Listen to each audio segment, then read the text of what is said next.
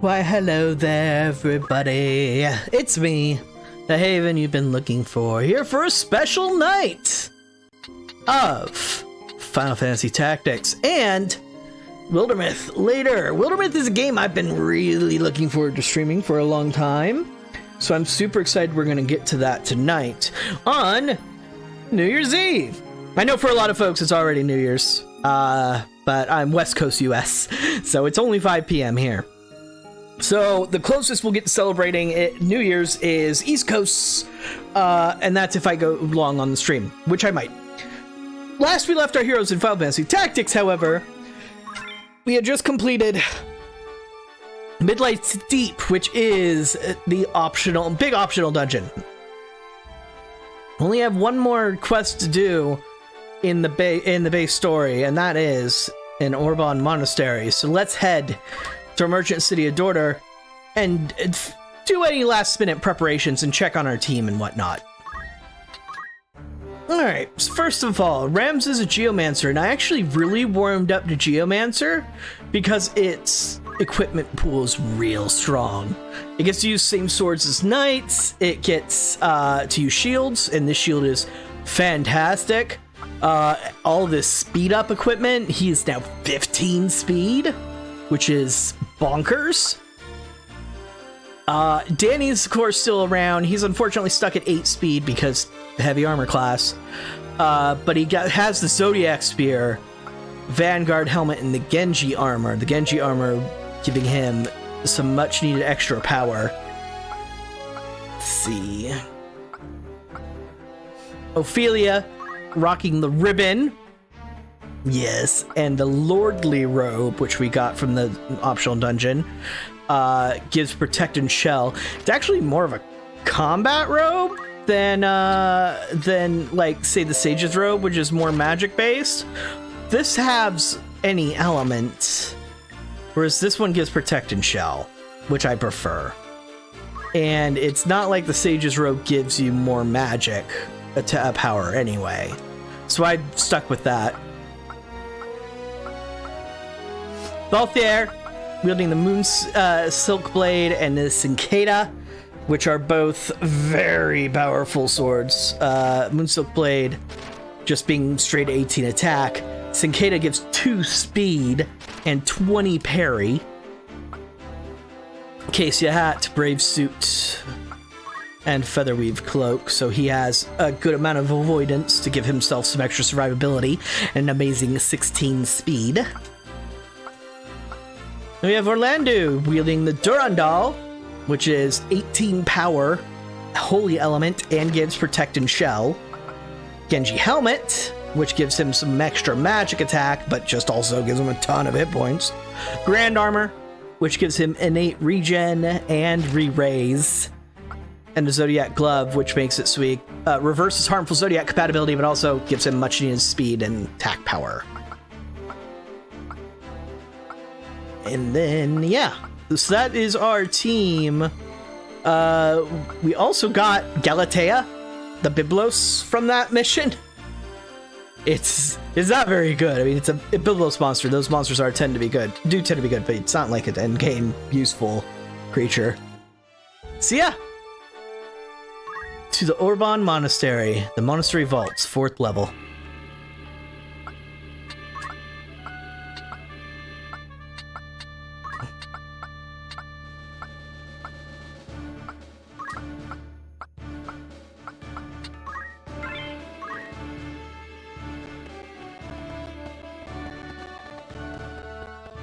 Monastery Vaults, 4th level.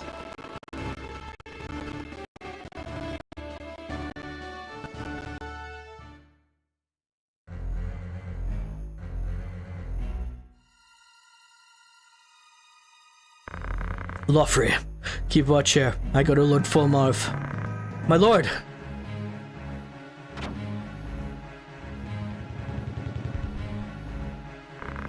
What secrets lie among these tomes? Alright. Getting our equipment smashed or stolen now is gonna suck, because we don't get to leave. This is all, you have to do this all at once. So, We're gonna try our best to avoid that fate.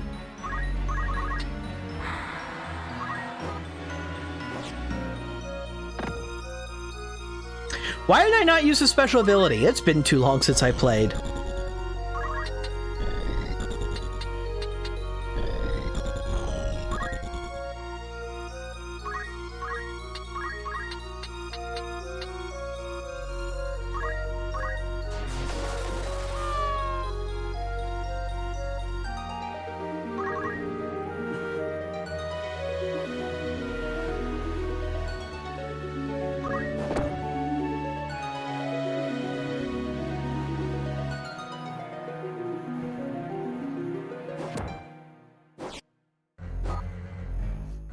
He's getting his butt kicked.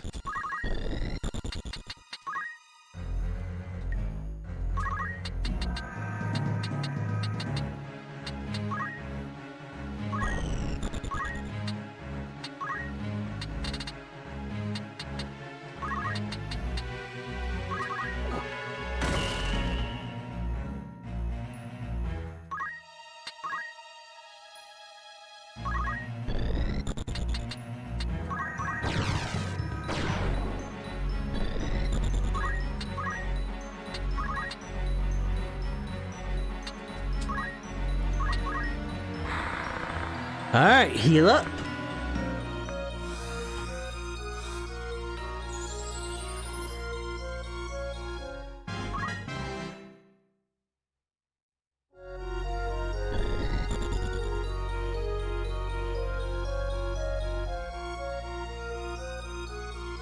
Okay, Geomancy abilities, that makes sense.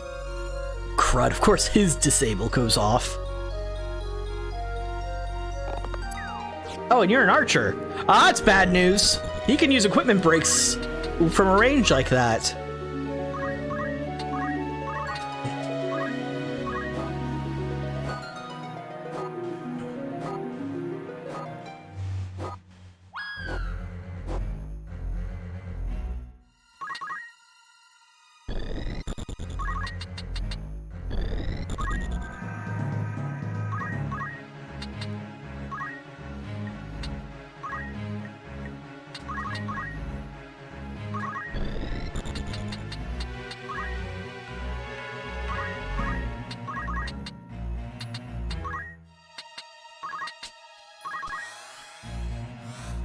Die now.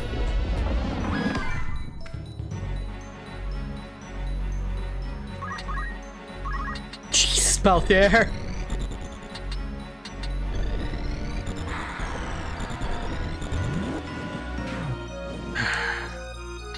He has so many turns, but he's not able to get in range of this guy. Alright. I need to check. What's your movement speed? Movement of 3, so 1, 2, 3.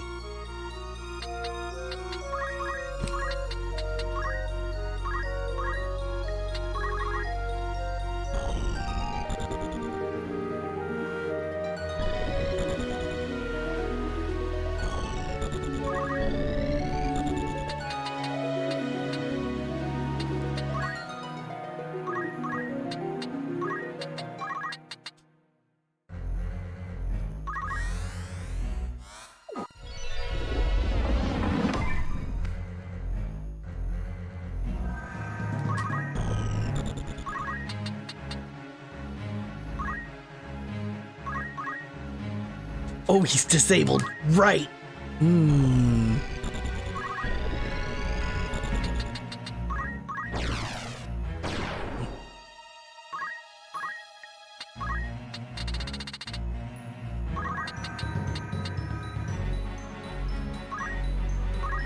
I was gonna Asuna him, but it seems better just remove the knight from the field entirely, so he can't break our equipment potentially.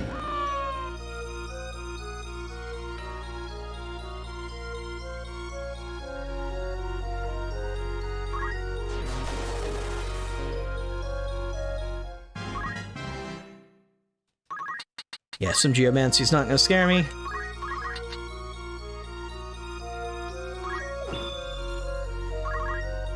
I couldn't Iato because I'm surrounded by allies. Spoopymancy! Hey, Danny.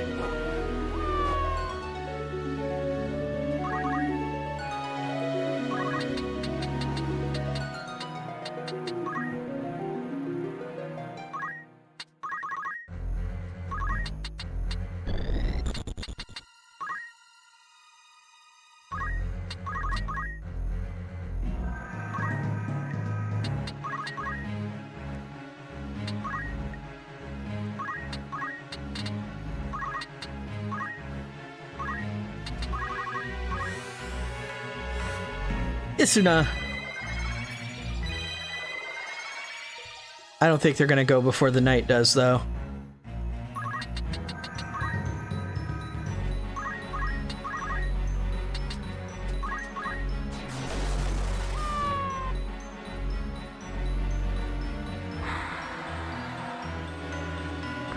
I will tend to matters here.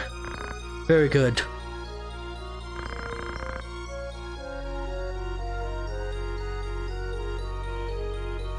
Felcio deanda, Zordamu feo. Mal reeve of oath unto you, bound time cross you, vastness throw her that we pass.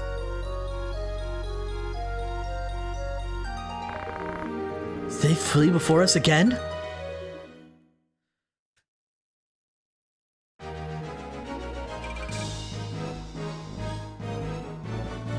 Well, hopefully that won't take long to farm, Danny.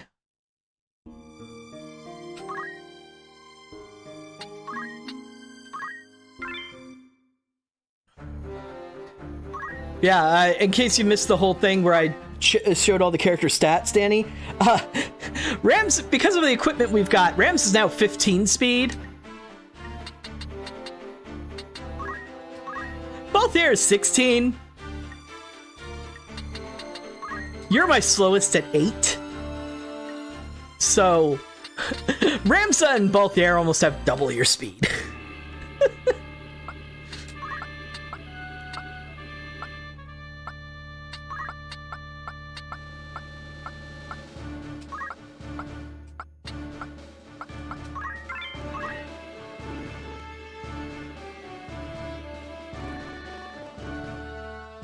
Monastery Vaults, 5th level.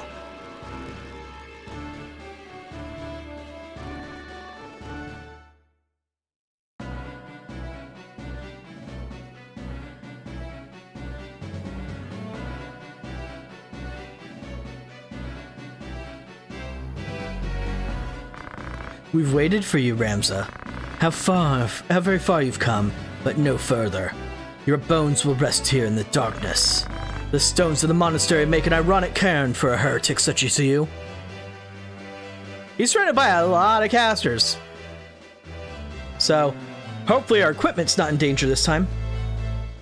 Oh, you don't have the jump command anymore, Danny. I gave you martial arts because I needed another reser. So yeah, now you just use samurai abilities and self-res. And res other people. You do have a massive amount of attack power, because you're double-handing the rarest spear in the game.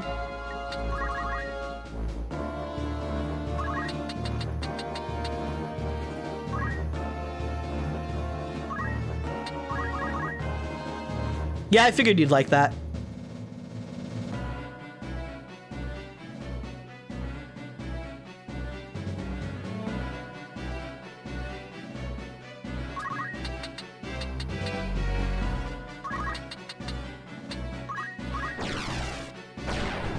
You're not gonna make it this easy for me, are you, game?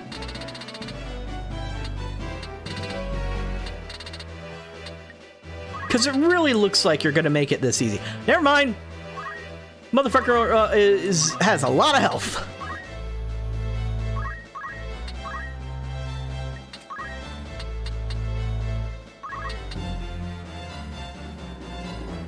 Wow, he has a lot of resistances too. What are you wearing? Ah, Save the Queen and Maximilian. That actually... Oh, and combat casting, so he doesn't take extra damage from charging stuff. That makes a lot more sense.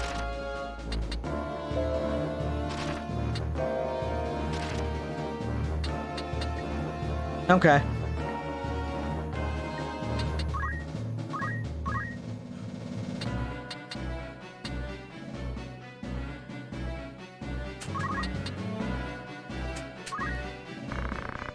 I'm just gonna take 200 health away.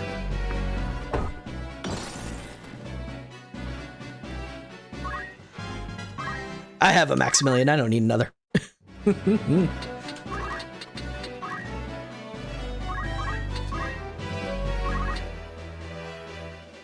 Wow, this is really not dealing a lot of damage. I need that protect gone is what I need. I have a good chance to stop. I have a good chance to confuse. Better chance to silence.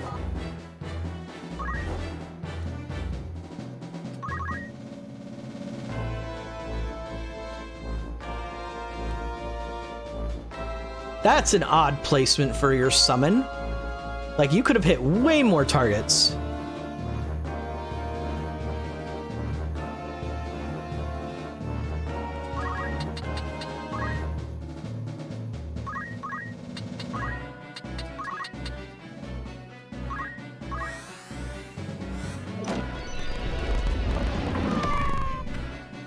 Auto crit from being invisible. Extra damage from you charging your spell. Yeah, sorry, buddy. You die.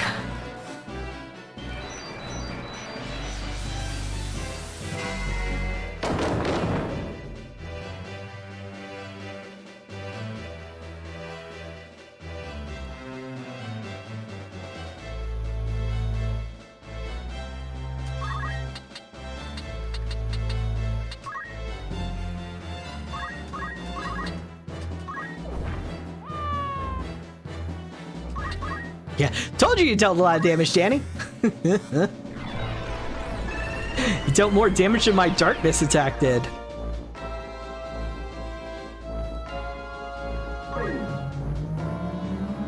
Silence wore off very quickly.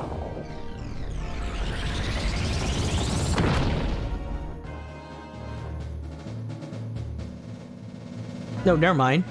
He's still affected. That's right. That was indicating he was affected by silence and his spell failed. That's what it was indicating. I thought it was indicating silence wore off.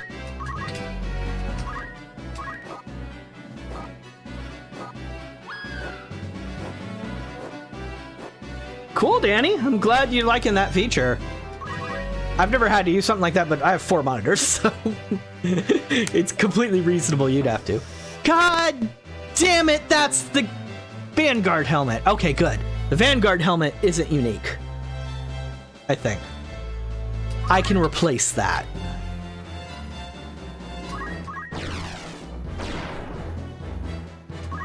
I thought it was the Genji helmet that just got destroyed. There's something familiar in this. Something reminiscent of our battle with Celia and Letty. You are no mortal man. No, that I am not. I am something far greater. Fomarv has made it possible for me to leave behind ignorance, the frailty of the flesh.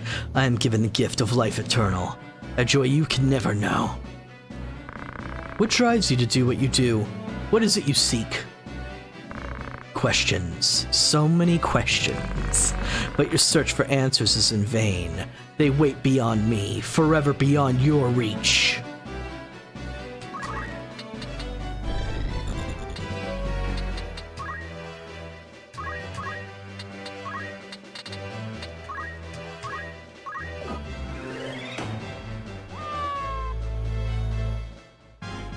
Forever beyond my reach, you say? It is not my time. So much remains to be done. For you, Ramsay, I shall cast open the very gates of hell. Phalos Cheos Levanda, Zordo Ramud Felio, Zomal, Reeve of Time, by oath Otonu I am bound. Timeless, cross you now the vastness of time's gulf. Throw wide her gates that we may pass.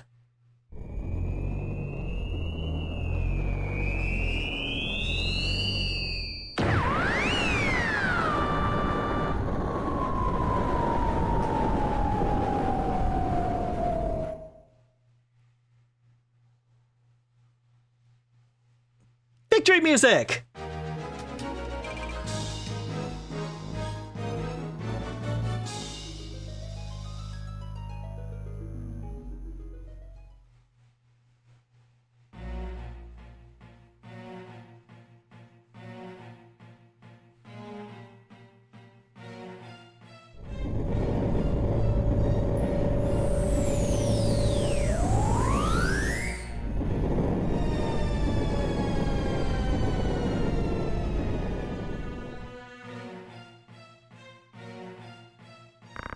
What is this place? The Necro Hall of Malund. Never again will you see the skies of Ivalice. Without the glyph, the gate, there can be no return.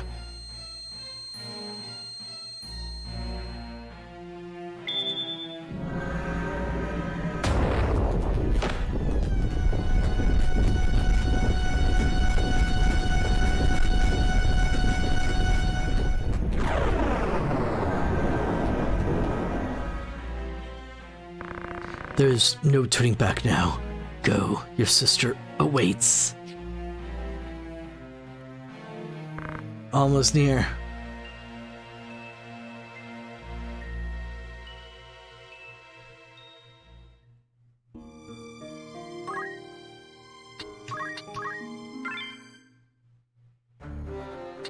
Alright. Crystal Helm, that's the next best thing I've got. Who's wearing the Grand Helm then? You are. Nope! Danny gets the Grand Helm.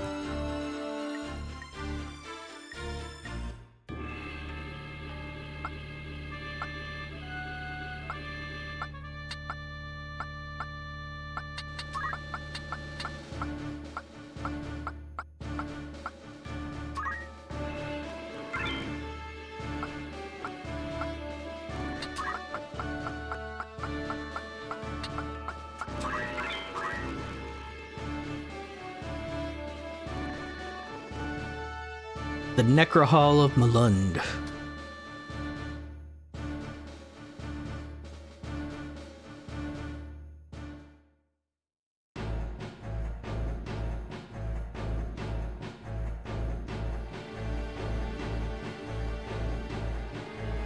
And this theme is Ninja Samurais and Time Mages.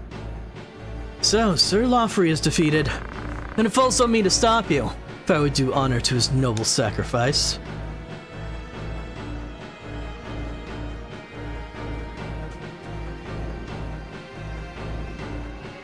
It'd be nice if we got introductions to these characters, like the other Knights Templar, earlier than this.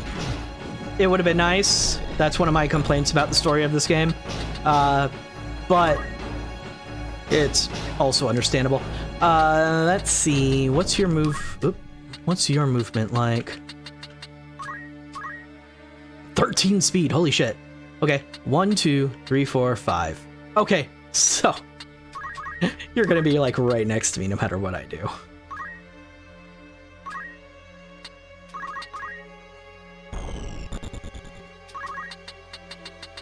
I could be real mean, walk straight up to here, and just do my best darkness attack. Wields the Zeus Mace. Oh, he's a sorcerer. Right.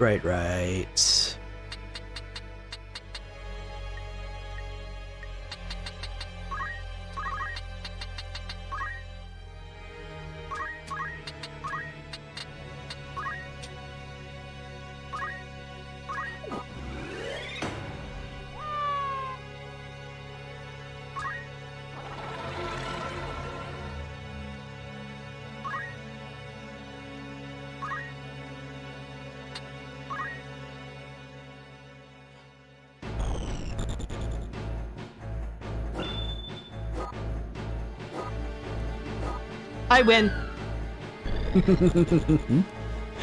I mean, he could still get murked. Don't get me wrong. He's living by evasion alone at this point. But evasion works.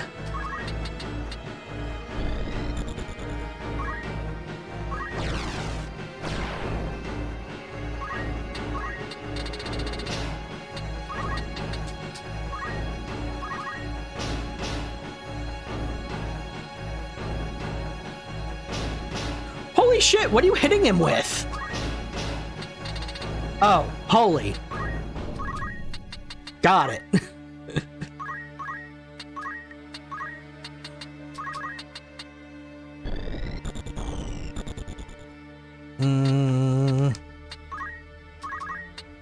No range on anything.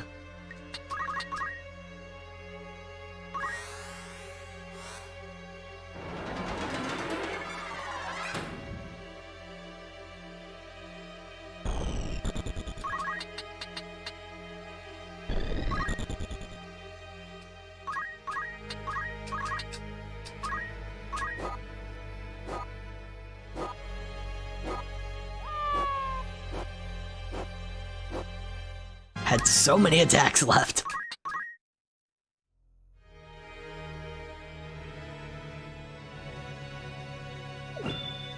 That was the best attack you could come up with doing for your turn. That. I have questions about the AI.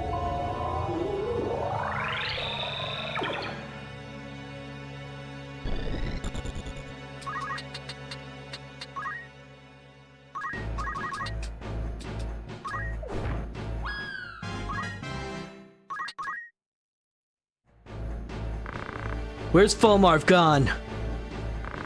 What manner of question is that? There's but one place he would go. Our purpose is coming here is solitary. We seek to resurrect our Lord and Master, the High Seraph, or rather to awaken him from the imperfect state in which his former host's death has left him. Lord Fulmarv makes for the place that our Master's soul now dwells, the place where Saint Ajura met his end. Where? Were I you, I would concern myself with my own fate, none of that of Saint Ajura.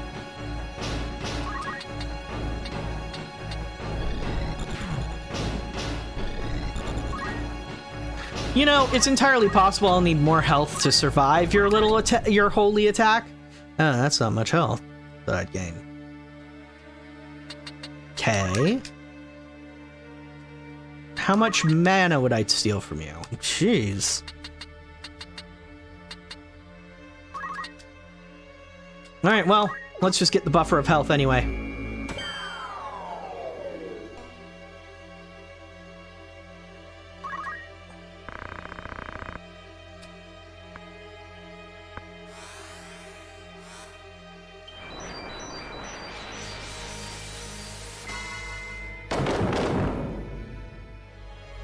I'm alive!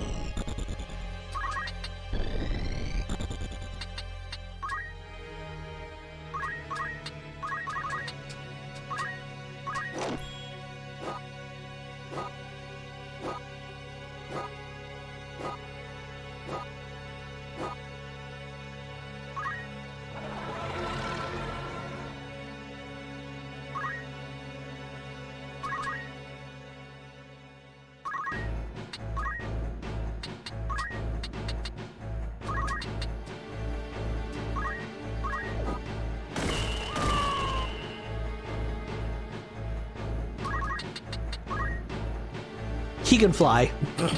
Surrounding him does not matter.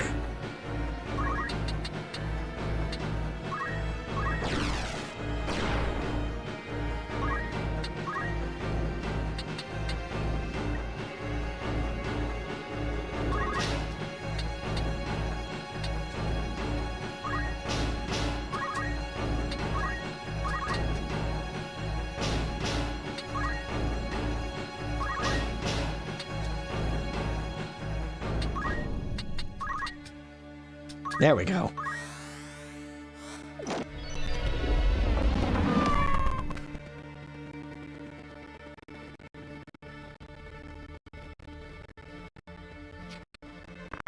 Lovely, forgive me.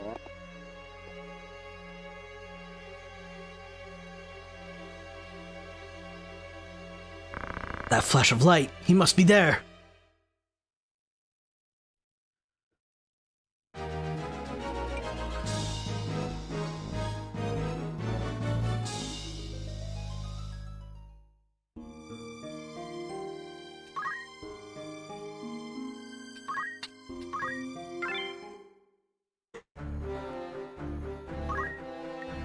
You know what I keep forgetting? Even ever since Malund?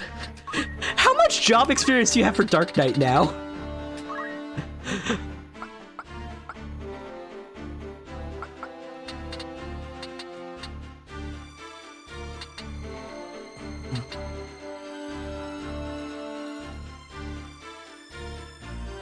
Crushing Blow deals so much damage. But if I do that, I still get an AoE. Okay. That'll do.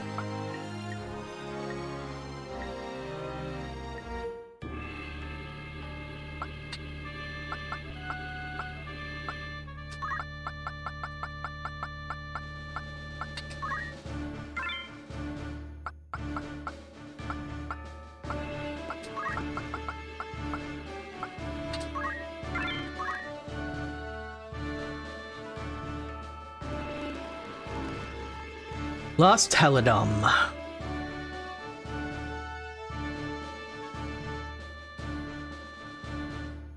Really, I like Samurai. It's nice. It's a pretty simple class.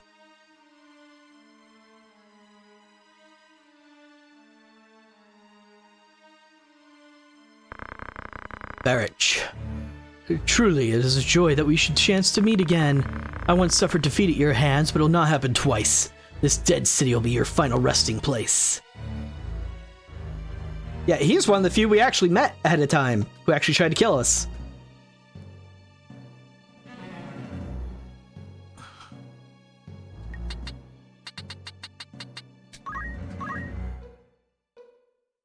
And he's a machinist now.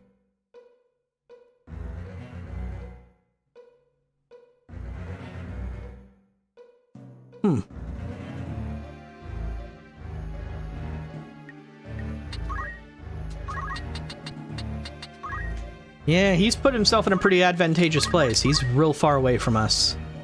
Let's see if I can do something about that.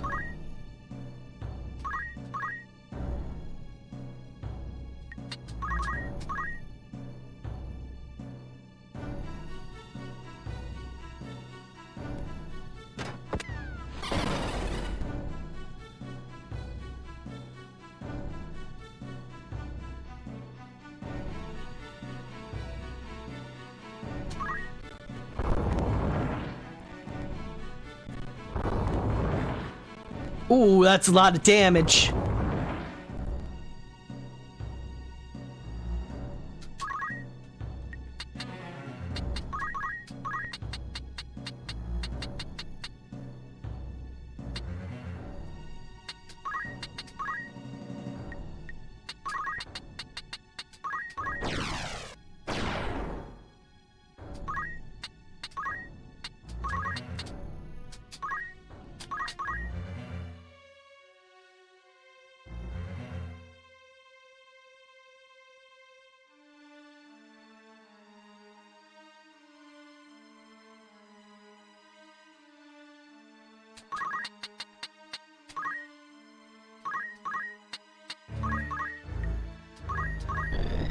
Yeah, there's no way you're gonna have range.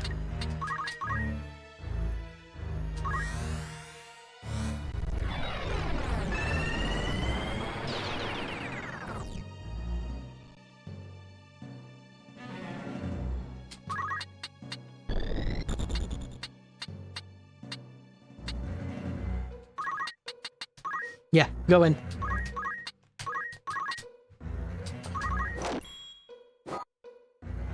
Unless I get a lot more crits, this isn't gonna kill it.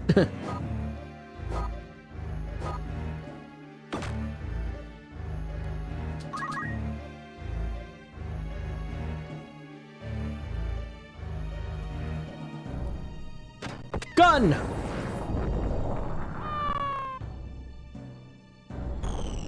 He'll be fine.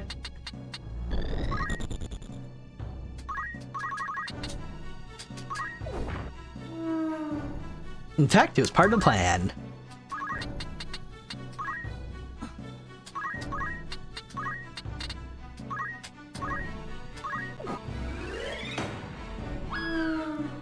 Boom.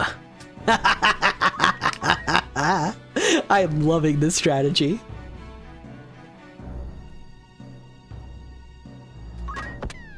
God damn it. God damn it.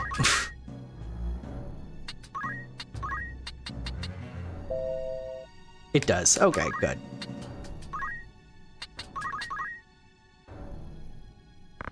So you've become a pawn of Luchavi too. Was such your fear of death that you would sooner bend your knee to demons? You are a naive child who speaks of things he does not understand. Only now am I made truly human. How does selling your soul to demons make you human? I stand above all other men now. I have transcended death itself.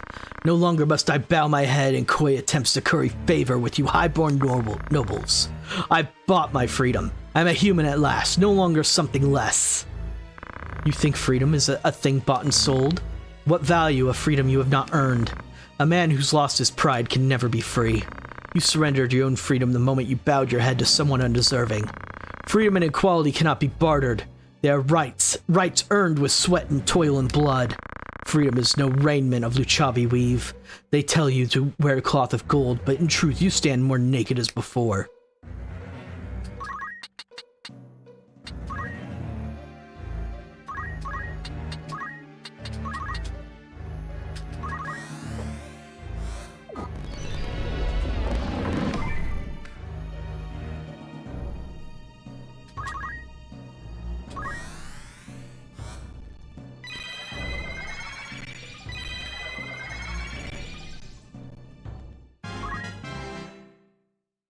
Hey, Balthier's back.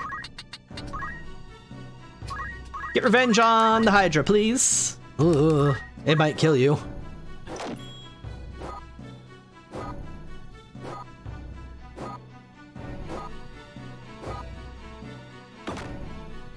I've heard Raymond Americanized. I know what it means, but like I've heard it pronounced Raymond all the time. I've never heard it Raymond.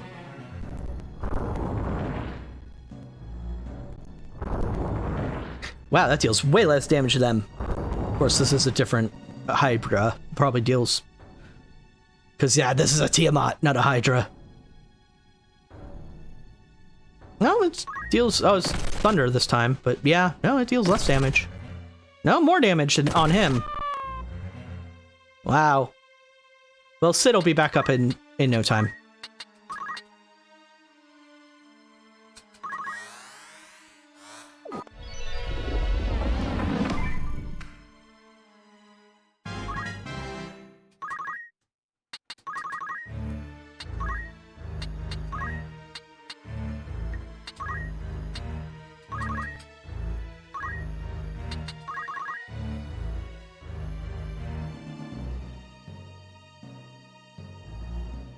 Wow, he didn't even attack.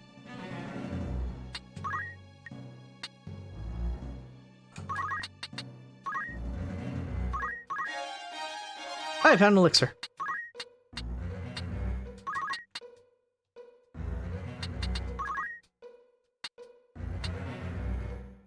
I was hoping I'd be able to hit them both, but I cannot.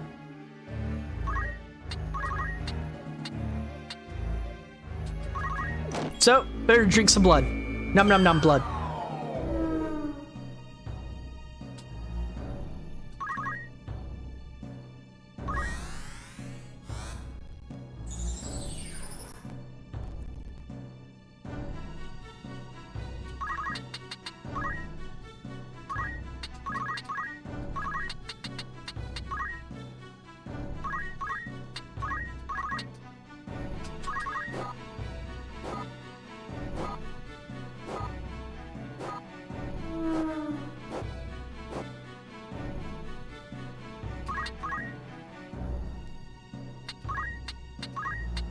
And for your defeat.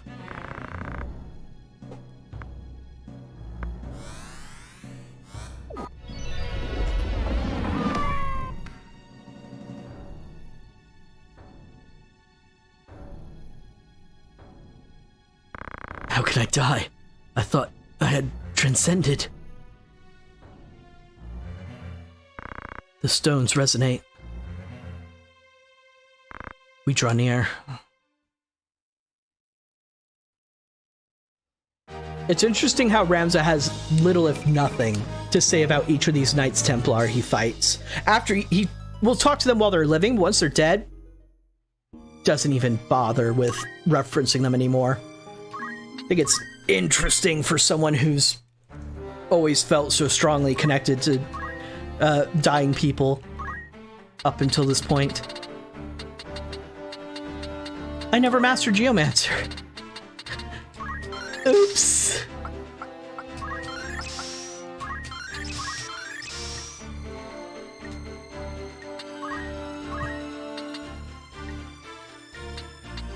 I was just checking that on a whim.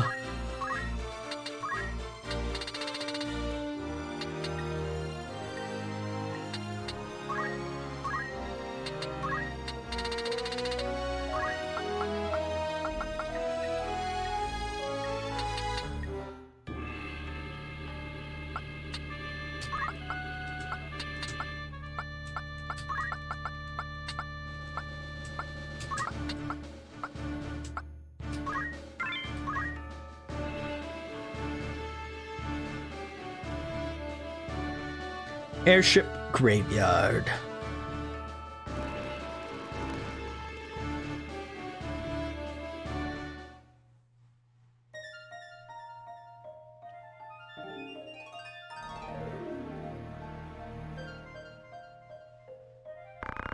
I don't understand. Why does Virgo not awaken? The spirit of the High Seraph lingers in this place, I am sure. What could be amiss? Mayhap you are not the vessel of Saint Ajora after all. No, no, it cannot be that. Virgo stirred at your presence. You must be the one. They have come. It is over, Fulmarv. You will not rouse Virgo. End this. Release my sister. Of course, it is but a matter of blood. You see, do you not? She wants for blood. The angel of blood must slake her thirst ere she rise again. The land has drunk deep of blood in the Chiliad since Ajora's death, yet she still covets more. So be it.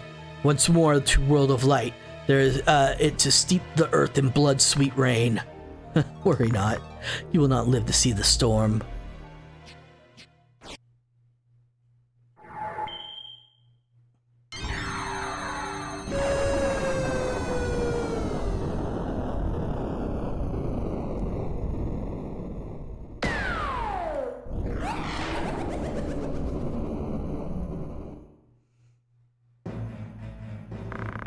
Hashmal, bringer of order. Angel of blood, in all things you I serve. No wine more deep, no searing coal more hot than this. The crimson blood for you I spill.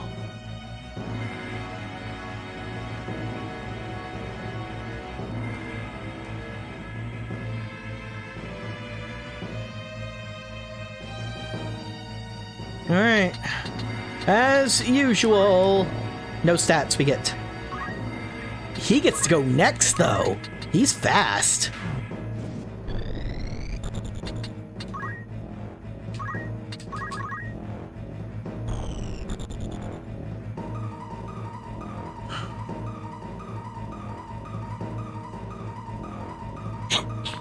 Alma, I'm coming.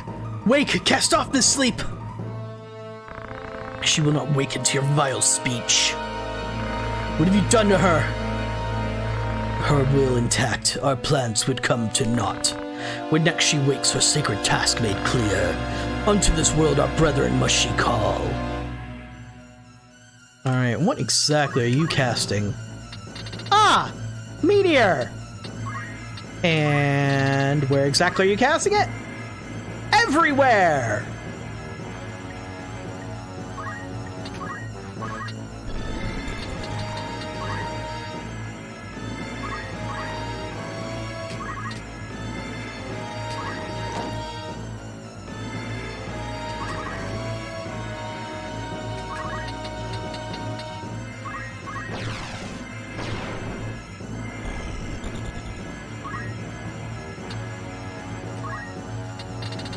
I should have cast wall before doing that.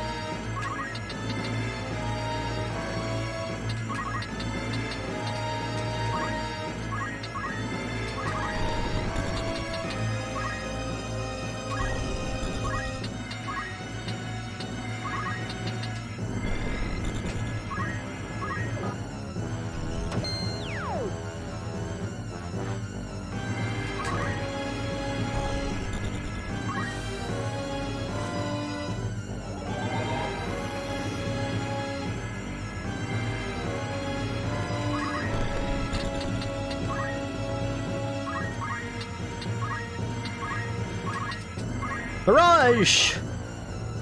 Stabby stabby! It looks like he's... It almost looks like he's dabbing when he takes damage. And now I can't unsee that!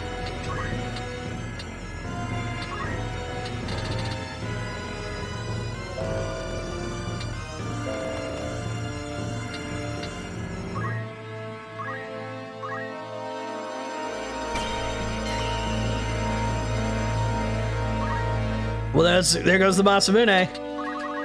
Here's hoping that shell is enough to keep him alive.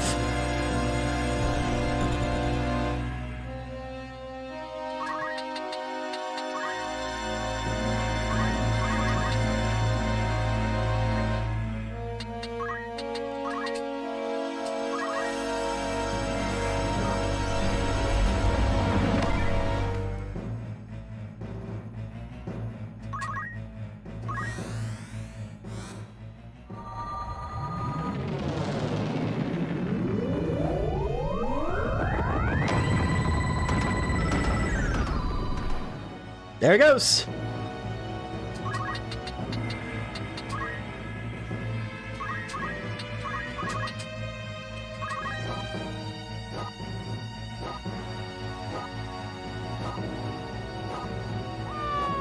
Got him.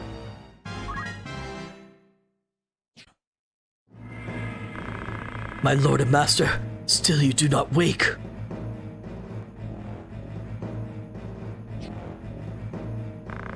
Where am I? Alma! Ramza, is it truly you? God damn it. Go away, sex bot.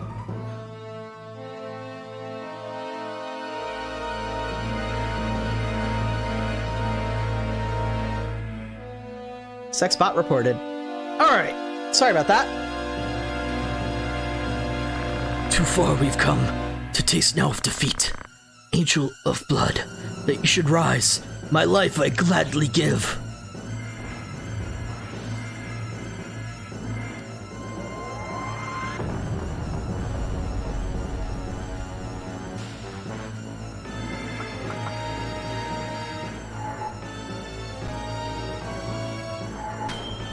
Uh-oh.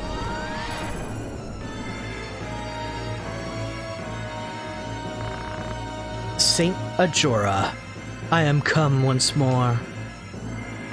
Alma, no! Victory music!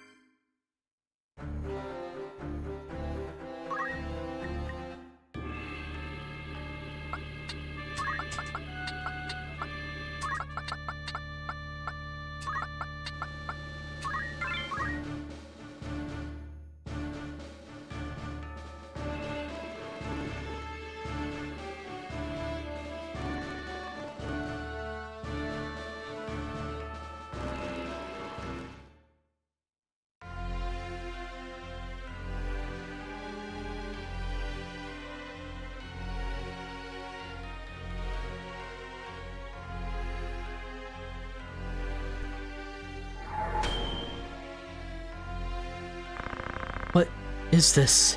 What happens to me? Ramza, please help me. Alma! Ramza, no, you cannot. You must not. No!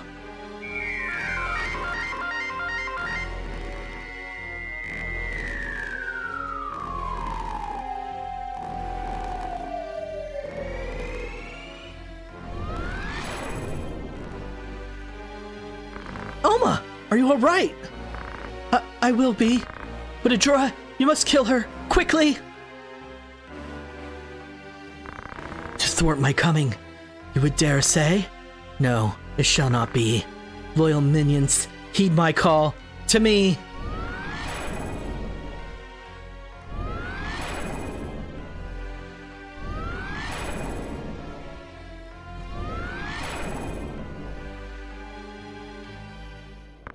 I suffer spite from neither lord nor serf.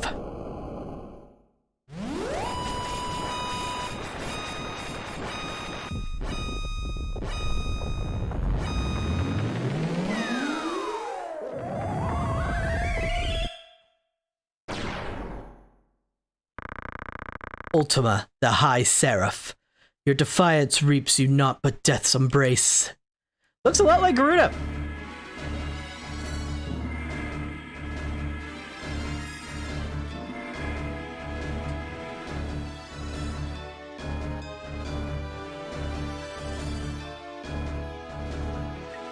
And once again, of course, we don't get stats.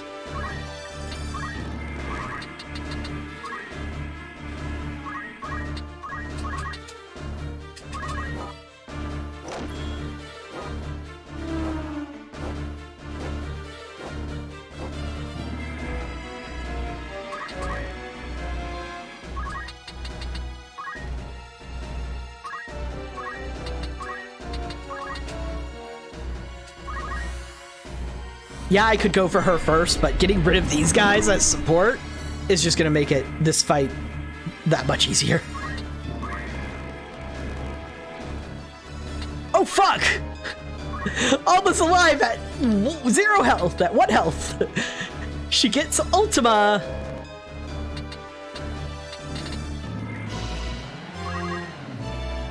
But she needs this because that'll give her re-raise, and that might be the only way she survives.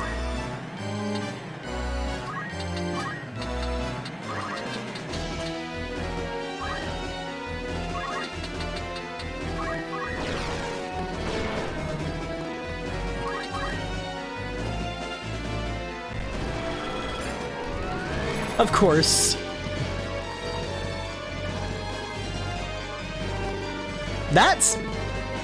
That's a view from behind, that is. And of course she's casting Ultima, because what do you expect?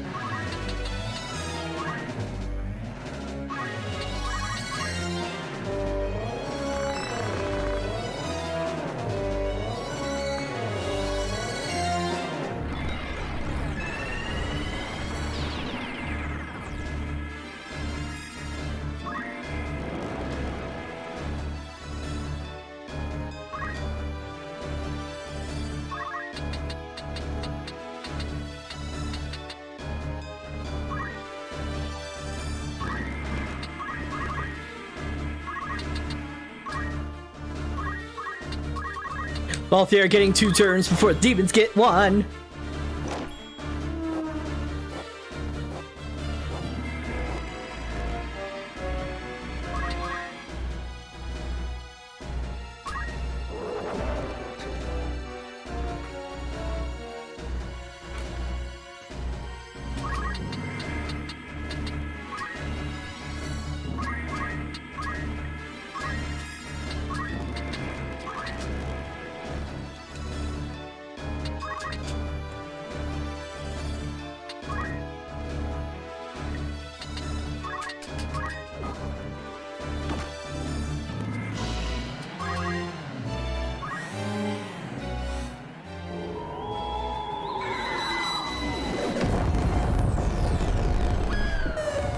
Oh, I didn't know I put my white mage in the range of that.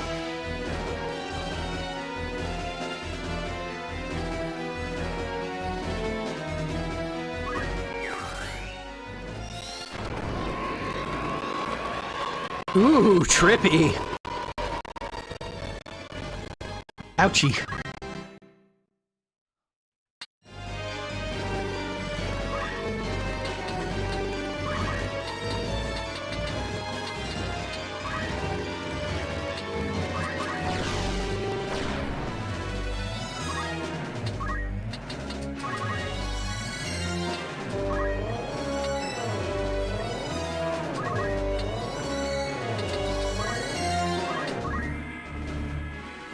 Almost back.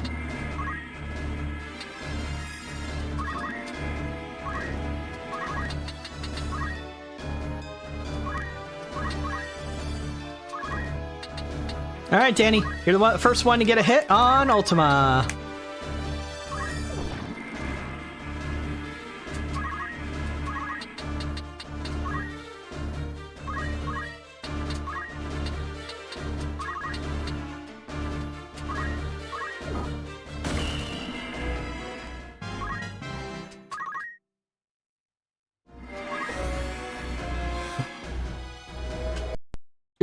Wrong button. Sorry about that.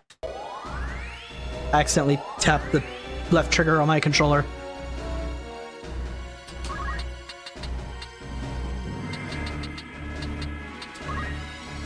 Let us get rid of this guy permanently.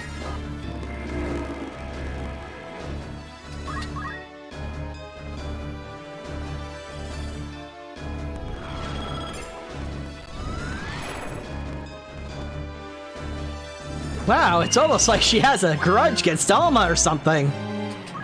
Weird.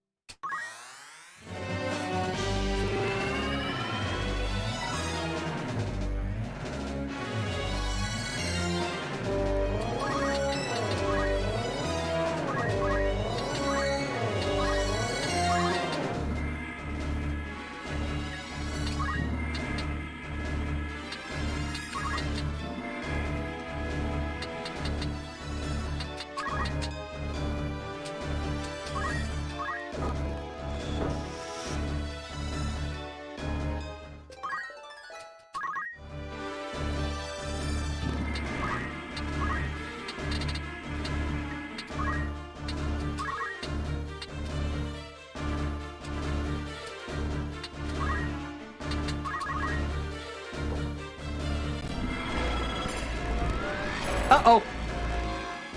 That's not gonna work very well. I have Protect. Thank God I have Protect, because that hurt.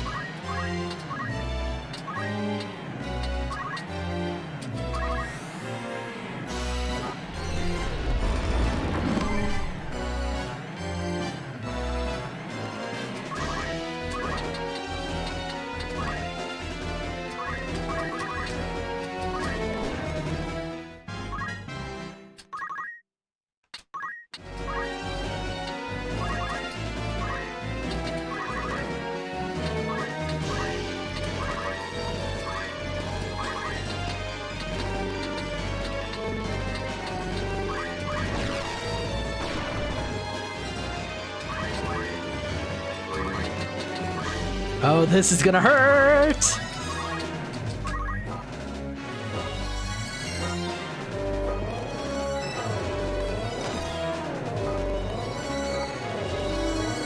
Oh, that got her! At least I thought so. She's in the I'm dead animation. She made the I'm dead voice thing. Why did it let me cast Kira? Impossible, this end to meet. I see it now, too late. In you, his blood, my vanquisher in times long past. But not so soon shall I accept defeat.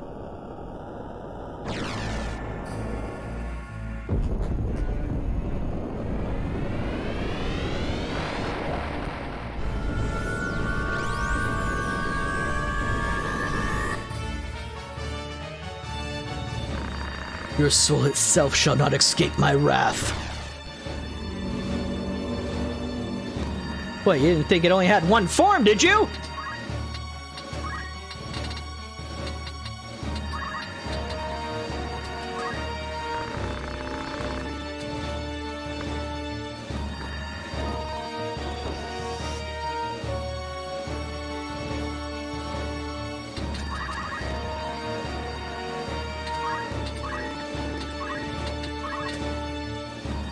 That's not dealing nearly as much damage.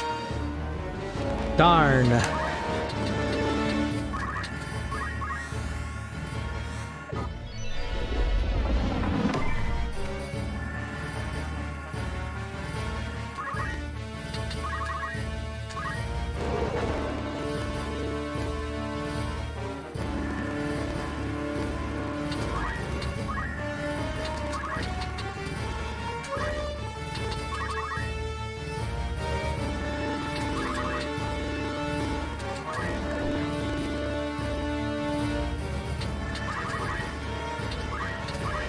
I'm getting a lot of turns before she does, but most of us are hasted.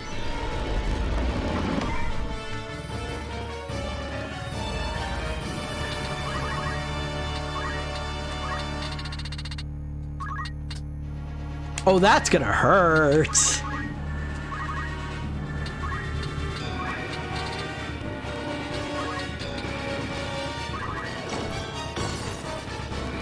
Ooh, that crit. Yay, good job, Orlando. It might not get a turn, just because we're all so prepared and buffed.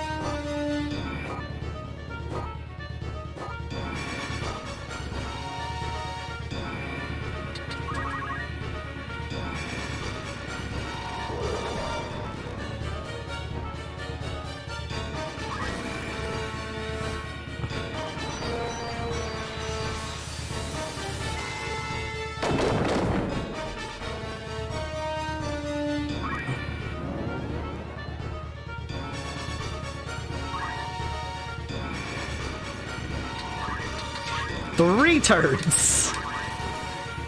Revs has gotten 3 turns before the boss has gotten 1.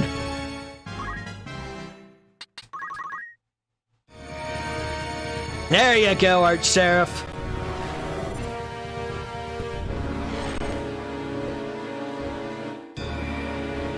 Oh dear. That looked like a... Oh, Grand Cross.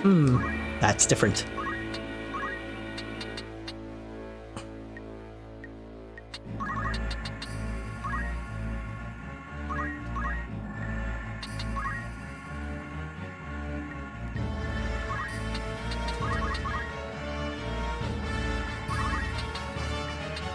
Alright, what is the Grand Cross's range? Okay.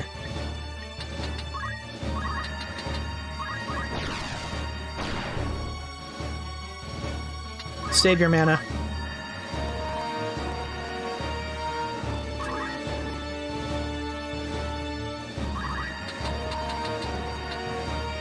Yeah, Danny's just gonna have to sacrifice himself in a corner.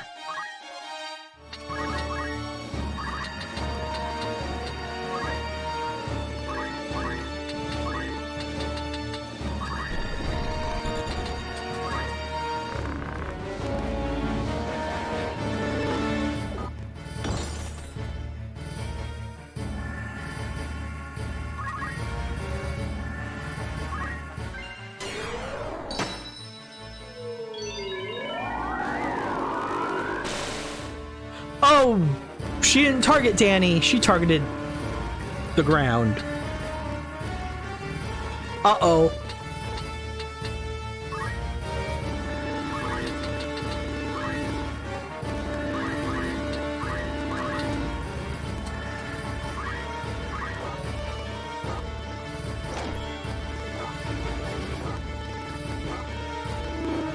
Okay, that got the Archer.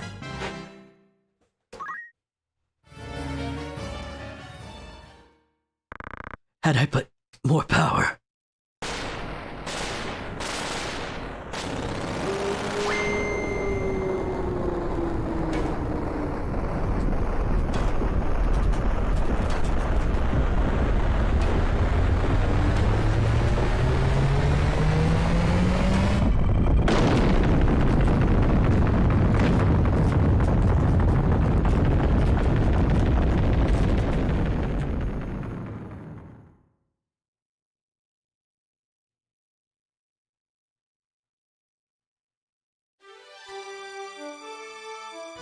The battle is won.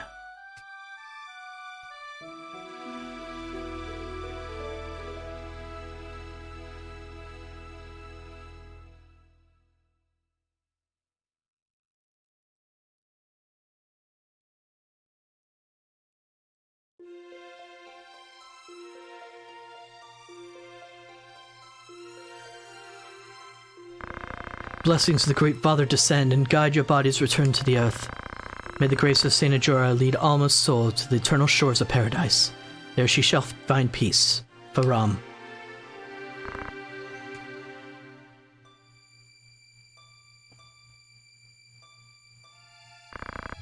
She was so young. For all the children in the house to be taken at once, the gods are cruel.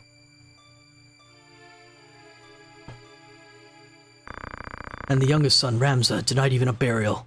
Such tragedy. For 3 centuries, House Beelov stood, but no more.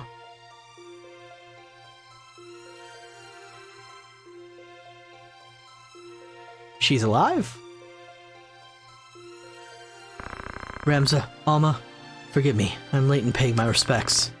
I would have come sooner were not so many eyes upon me.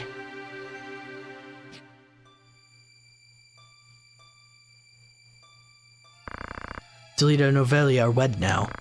A common-born youth restores peace to the realm, and now together with the princess he forges a new kingdom. A tale of heroism not like to be soon forgotten. I believe Delita may be just the man you said, pure of heart in the end. When Valmafra revealed herself for an agent of Milan, he made it appear as though he killed her, then let her run. I think he must have caught a glimpse of himself in her, a tool manipulated by Lord Fulmarv.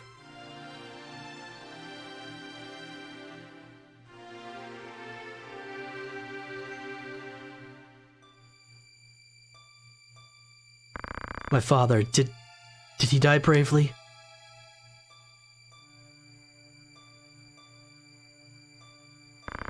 I'll visit you again. Be at peace.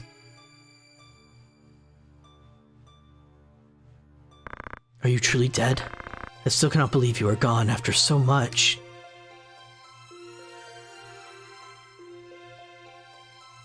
Could it be? Ramza, Alma, wait! They're alive. They're both of them alive. Thank you, Ramza.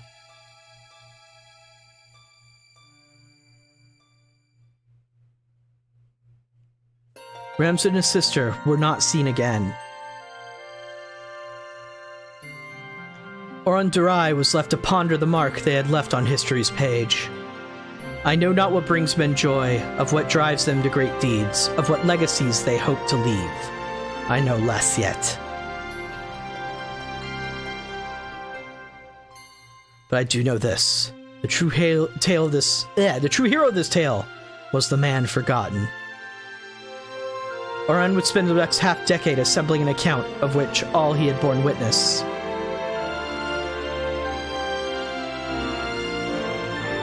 His work complete, Oran presented this account, the dry papers, before the Clemsian Council, then convened for the selection of a new High Confessor. Clemensian, sorry. However, the Church, fearing above all else the revelation of the truth, seized Oran as a heretic and burnt him at the stake. The pen that inked them forever stilled, the papers then lay hidden for long centuries, forgotten even by the Church who had concealed them. But I have found the truth, and so lay it bare for all to see, that his deeds may guide generations yet to come, that his name might receive the honor it is due.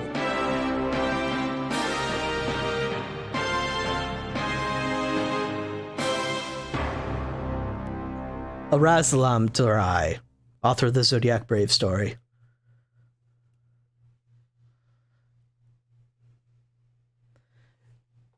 So yeah, the Durai papers, which were the original thing of, that started this whole thing, the whole reason why the true story got to be told was Oran. He's the one who actually penned the papers and ended up getting killed for it, which is, you know, wonderfully dark. Oran, yeah.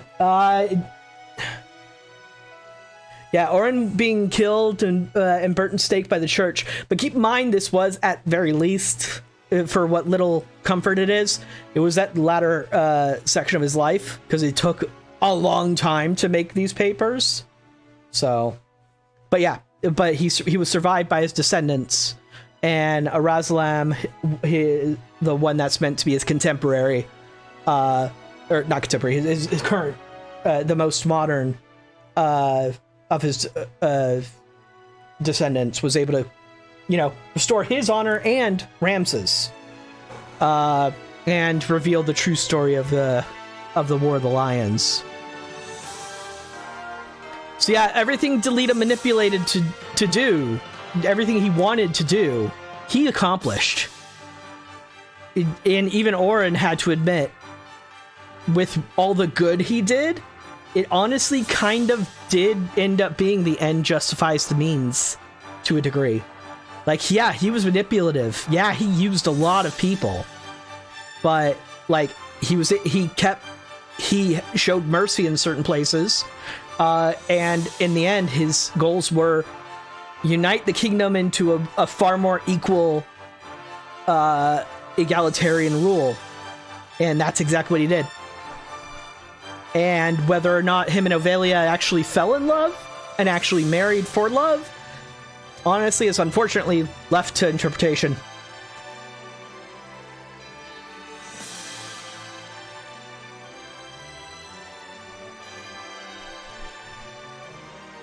God, I love this game, and I'm so glad I played this version of it with the modifications and everything. We know what happened between Delita and Ovelia? From what?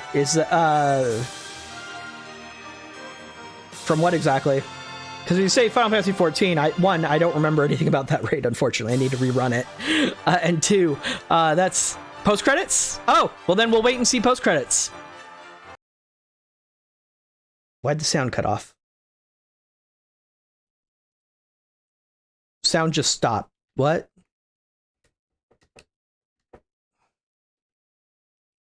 Okay, well, I guess we're gonna talk in silence now. Don't look at me. Weird. Okay, well, I guess we'll watch post-credits then. So yeah, this has just always been one of my favorite Final Fantasies of all time, though. I love the mechanics. I love the job system and how it works. The way they rebalance it in this mod has made it so good as well. It's let me play classes that I normally wouldn't have in my normal playthroughs. Getting this new translation so I fully understand everything has been great, because I definitely as a kid did not understand the plot at all.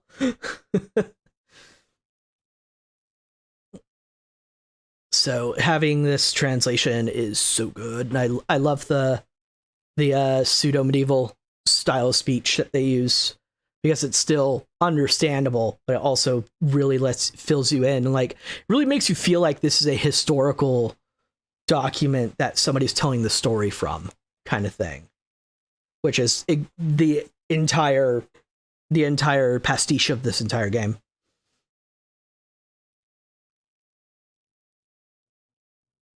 What? Really? No, it's very easy to read. It's not like, it's nowhere near Shakespearean English.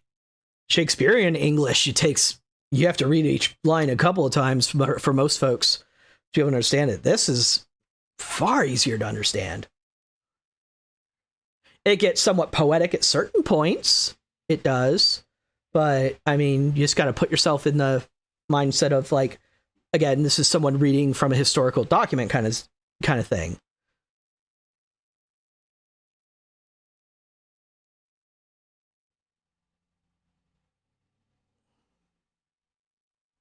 The original PS1 translation is bad. I just, when I was young and in subsequent playthroughs of the game, I could understand the plot fully. I understand like everybody's motivations and whatnot. Like in this, they make it very clear what certain people's motivations are after you learn enough about them, and it still leaves you questioning certain other characters' motivations, like Delita. You're constantly wondering what is his deal, and that's great, because it's like, history sees him as this amazing hero, this perfect paladin king kind of thing, and when you're looking at it from Rams's perspective, you're seeing all the manipulation and other stuff he does. Like Ramses still treats him like he knows he's a good person, but he doesn't like the way he's doing things. And he knows the way what he's doing has to be separate from what Rams is doing. Because what Rams is doing is is trying to tear out the corruption directly, whereas it's like a bottom up approach, whereas Delita's like a top down approach.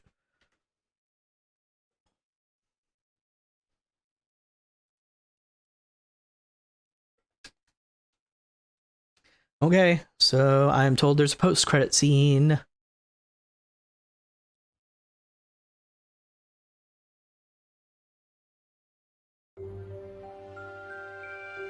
Zeltenia Castle, Chapel Ruins.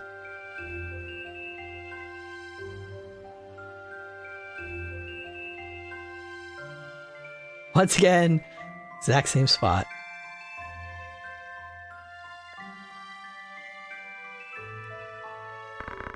I thought I might find you here. Everyone's been looking for you. King Delita.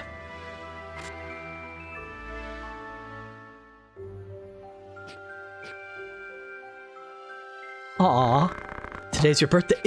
Oh, she glomped him. She straight up glomped him.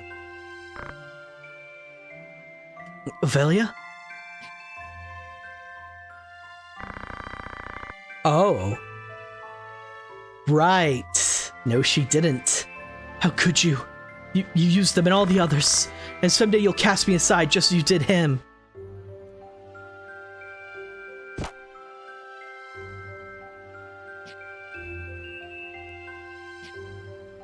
completely forgot this scene.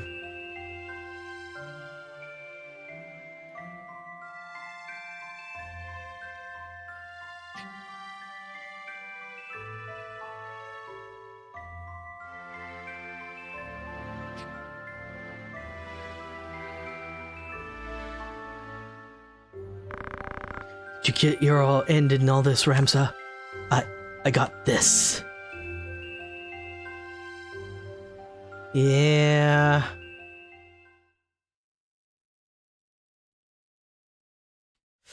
Yeah, okay. I completely forgot that scene existed.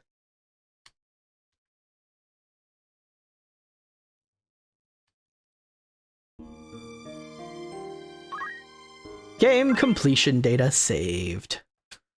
Does this have New Game Plus? Yeah, he goes on to do a lot more. It doesn't make sense if he dies there. He probably blamed it on an assassin. Which, you know, would make a lot of sense. Oh, and check real fast.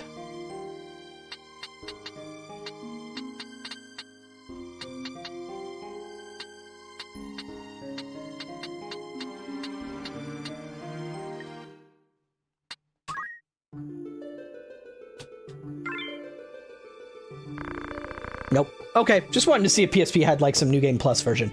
Anyway, that's gonna be it for Final Fantasy Tactics, but do not go away. Obviously, stream is way too early to end now. We're gonna be moving on to a different tactics game, but this one is very different.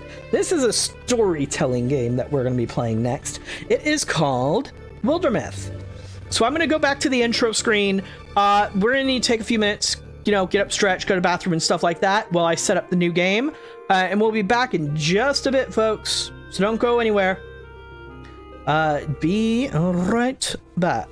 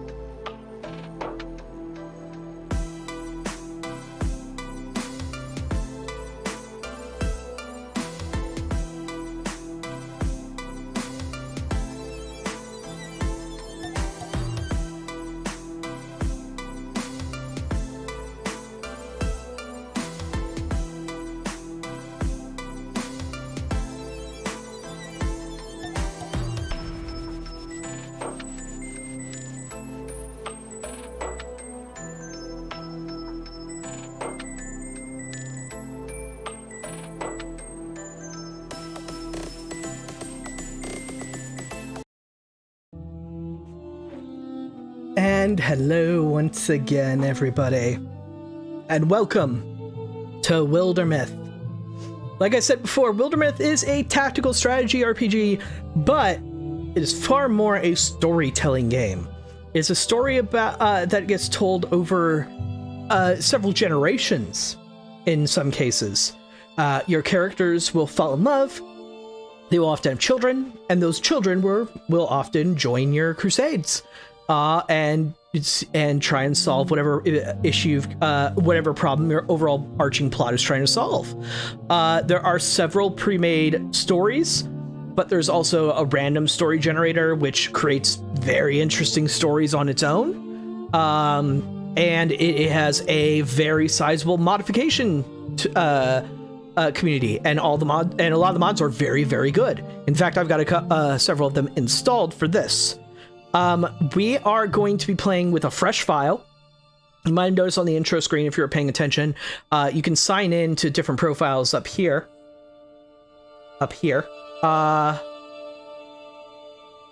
Yeah, Danny, that's the thing, is they don't make a distinction.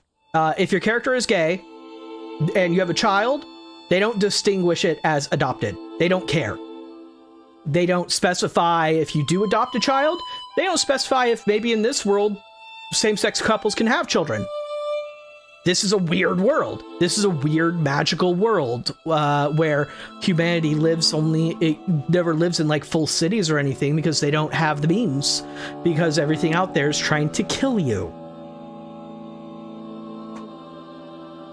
So they don't specify you have to adopt. They just say, hey, so-and-so had a child. So, we're going to play from a new story. We're going to start from the beginning. As you can see, all these are unlocked because it wants you to do this, which is, basically, this is a tutorial, the Age of Ulstrix. And then from there, you unlock a ton of things from tutorial. Sometimes you unlock stuff from doing specific things in your adventure. Sometimes you unlock stuff by having legacy heroes. We'll explain those later. But yeah. And there is multiplayer, online multiplayer in this game. So, and each of you can control like one or two heroes or whatnot. So yeah, we're going to start with the Age of Ulstrix. Oops, sorry, I should read this. 3-chapter story that is geared towards new players, face off against the implacable Gorgon leader, Ulstrix. We are going to do adventure difficulty. Can't change the main enemy. We can customize difficulty from here, but no need to do so. We are going to do Carved in Stone, which is an Iron Man version, which basically means you don't get to reload saves to try and save people. This lets you pick what mods you want. There. I like all my mods active. Expanded items makes it so there are more weapons and armor and whatnot. There are new artifacts, which we'll explain in game when we find them. Helmets are new, so getting those is nice. One of these packs makes it so, well, I won't spoil that. We'll wait. Most of these are cosmetic up here, though. So yeah, this is the map seed. If you end up getting this game and want to play along, this is the seed for it. Let's get started.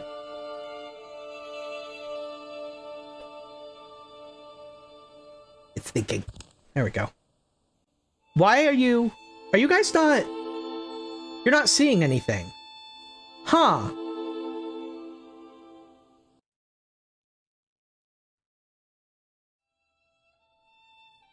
Now you are. That was weird. Huh. Anyway, Danny, you said you wanted to be a ranger. So we're just going to go ahead and do this.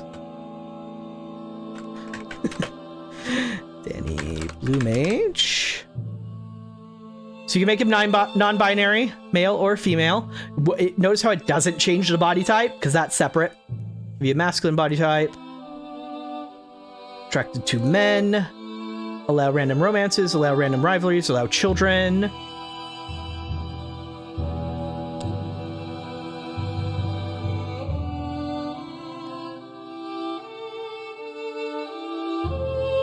Okay, what's going on?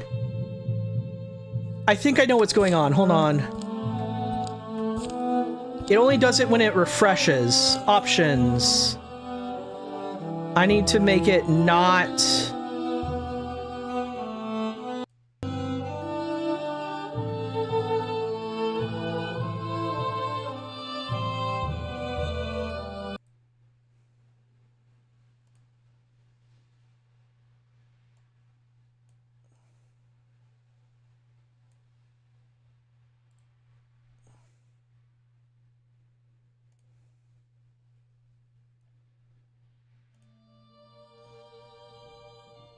Yeah, sorry about that, folks. Now it should be good. It wasn't refreshing because it was in full screen mode, which is very weird. But now it should be refreshing all the time.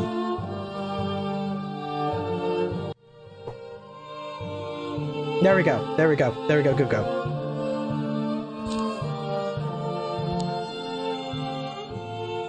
So yeah, this is the new map seed because it changed. Okay. There we go. So this is gonna be Danny Blue Mage. Attracted to men. Give you a bit of a chin. Bit of a chin. Maybe not as big of a schnoz.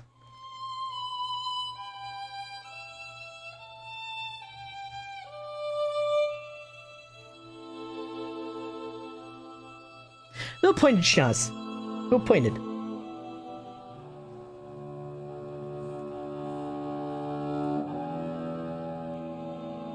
Long hair, short hair, Danny? What do you prefer? I could even make you bald or shaved. I got lots of hairs.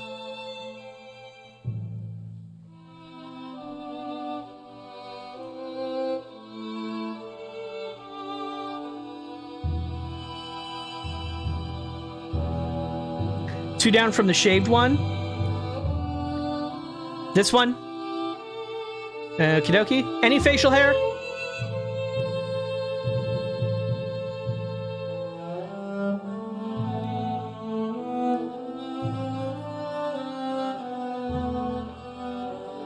Clean shaven. Got it.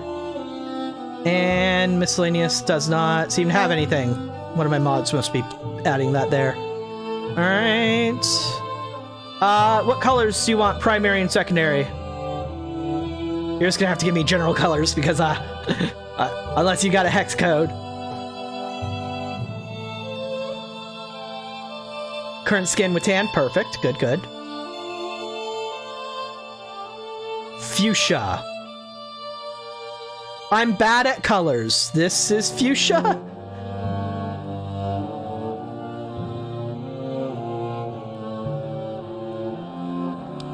I'll do? Okay, perfect. Alright, size. Make it a little bit taller.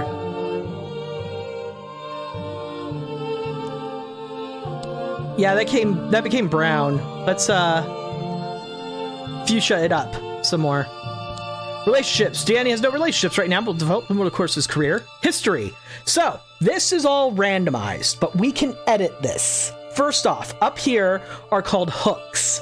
Hooks are things that the story will grab during random events and whatnot and say, hey, this person has this hook. They can take this extra path in the story, or they can get an advantage on this part of the story.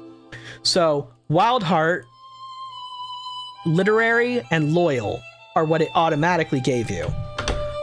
We can give you all these, any of these that you want. Brash, Broken Heart, Clown, Creative, Curious, Dark Heart, that sort of thing. So if there are any of these, I'll leave this on screen for you for a second or two, Danny. If there are any of these you specifically want, or do you just want to leave the randoms? We can go ahead and do that. And on the left is basically your character's backstory. The plateau where Danny grew up with his uncles was always hammered by winds that carried seeds from afar. Some of them grew into strange foreign trees, and some of them may have been rooted in his chest. The treasures of traveling mystics always drew his eye. The way that they sang with power, he developed a quiet longing to lay hold of them. The ache only grew. He proved loyal to those fought by, and would never abandon them to face the darkness alone. Clown, creative, and flirt. Okay? Clown, creative, flirt. Done. So just for being human and whatnot, he gets these passives. 0.3 speed. The stats, by the way, in most cases, only care about whole numbers. So if the 0.3 doesn't get you to like 1 more speed, it's not very useful. 1 warding, which is armor against magic effects. 1 accuracy. 0.4 potency, which is more magic damage. Dodge. Retirement age. Charisma. Retirement age matters because as you go through the story, when you go from one chapter to the next, usually a decade passes. The characters will get older, and if they're at a certain age, they will retire. And here are your aspects. Alive, full potential. Beautiful, you have less tenacity but more charisma. Nervous, more accuracy but less ranged accuracy. Darn, bad for a ranger, but whatever, we'll get through it. Tough, less stunt chance, which is a critical hit, but more bonus damage and more spell damage, so more consistent damage. Farmer, fat apparently, so you get more health and less speed. Clown, hook, creative, flirt, human, young. All right, that's Danny. Starting Calamity is down here. It's going to recommend 0 for now. We're going to stick with whatever's recommended at any time. It recommends more if you use a legacy character, which is a higher level character. All right, so Future Mystic.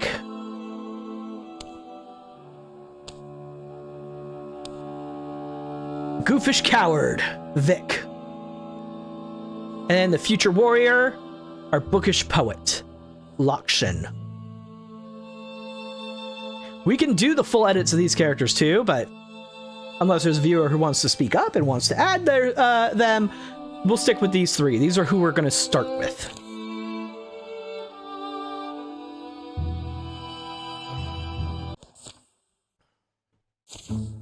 This book.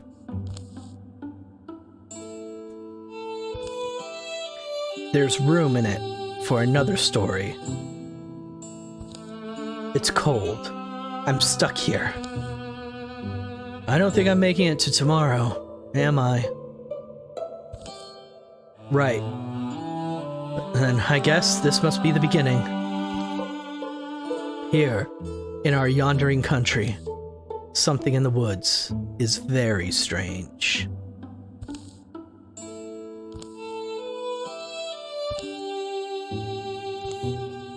Concerned only with idle questions and memories, the young woman named Lakshan takes the seasoned road to the town of Grambarn.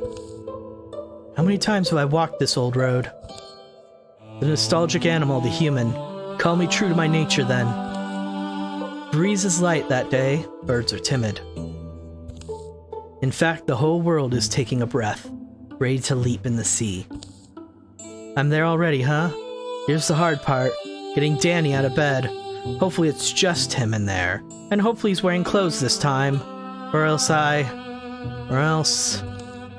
there's smoke. Fluttering flames roost among the far-off rooftops. Lakshan hurries towards town, thinking of Danny, a young man whom she's known since girlhood. So, this is where we get to choose how they interact. Hold on, I want to double check something.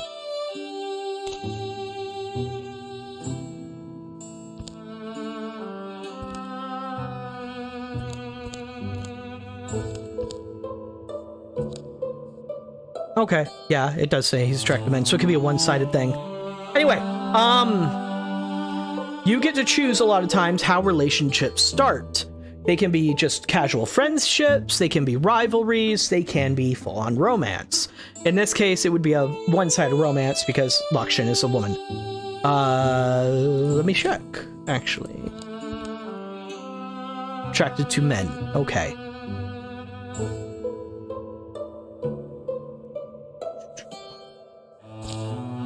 So, we're gonna actually start them off with them as rivals.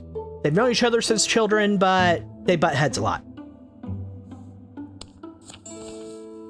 Or maybe not so fine. Ick. Hey, Danny, you here? Our first mission. Alright, so if the square is green, then a hero can do a single move and take an action. If the square is yellow, that means they will be using their double action, all their actions that turn, in this case, to make that move. All heroes can take their turns in any order, and then the enemies take their turns. So yeah, first thing, Lakshan moves up like that. We get a bit more view of the area. But yeah, everything's done in this really cool papercraft style, and it's so interesting. It is so well done.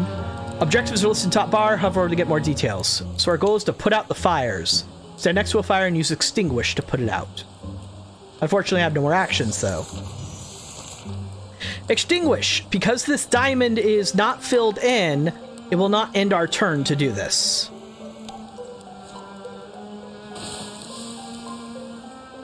But it will take one of our actions, one of our diamonds.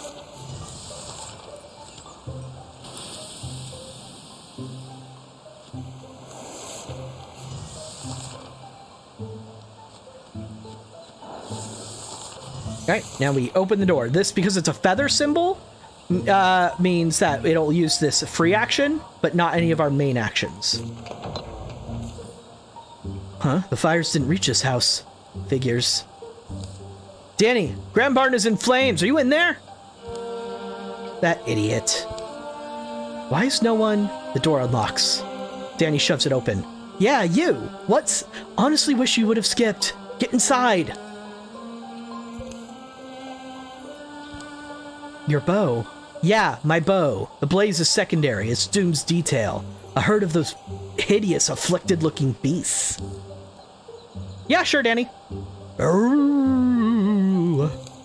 They stampeded in. I managed to trap one behind the house. Small victory. Staying in here isn't really an option. Right, so here. I've got some tools around. Look, I know we're not best friends, but we still find a reason to see each other. Can you help me fight it off? Alright, so we get to choose what her first weapon's gonna be. It's basically a tier 0 mace, tier 0 axe, tier 0 polearm, or spear.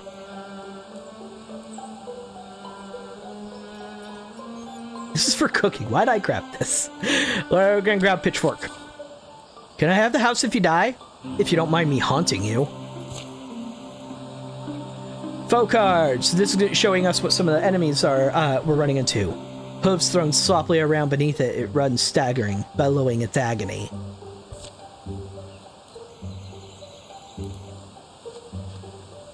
So when you have someone who's like a rival or a lover or a friend with someone, they'll have a little icon next to their name. You see that little lightning bolt right there? So that indicates these two are rivals. Alright, I'm actually not going to open the door because she's out of turn. Well, out of actions, I should say. Okay.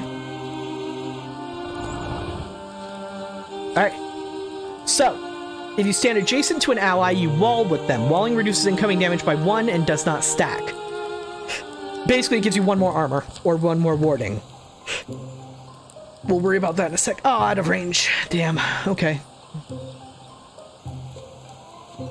Alright, we'll let them come to us.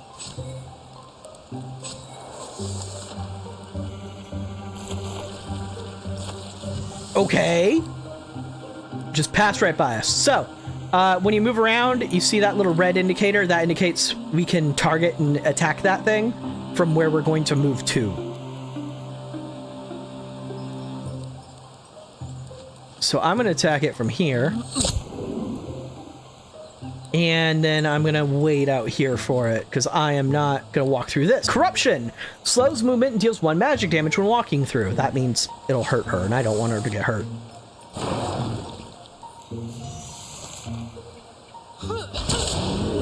She got a crit. Oh yeah, watch this. That means as a rival, because he saw her get a crit, now Danny would deal more damage on the next attack. But that was the only enemy here, so...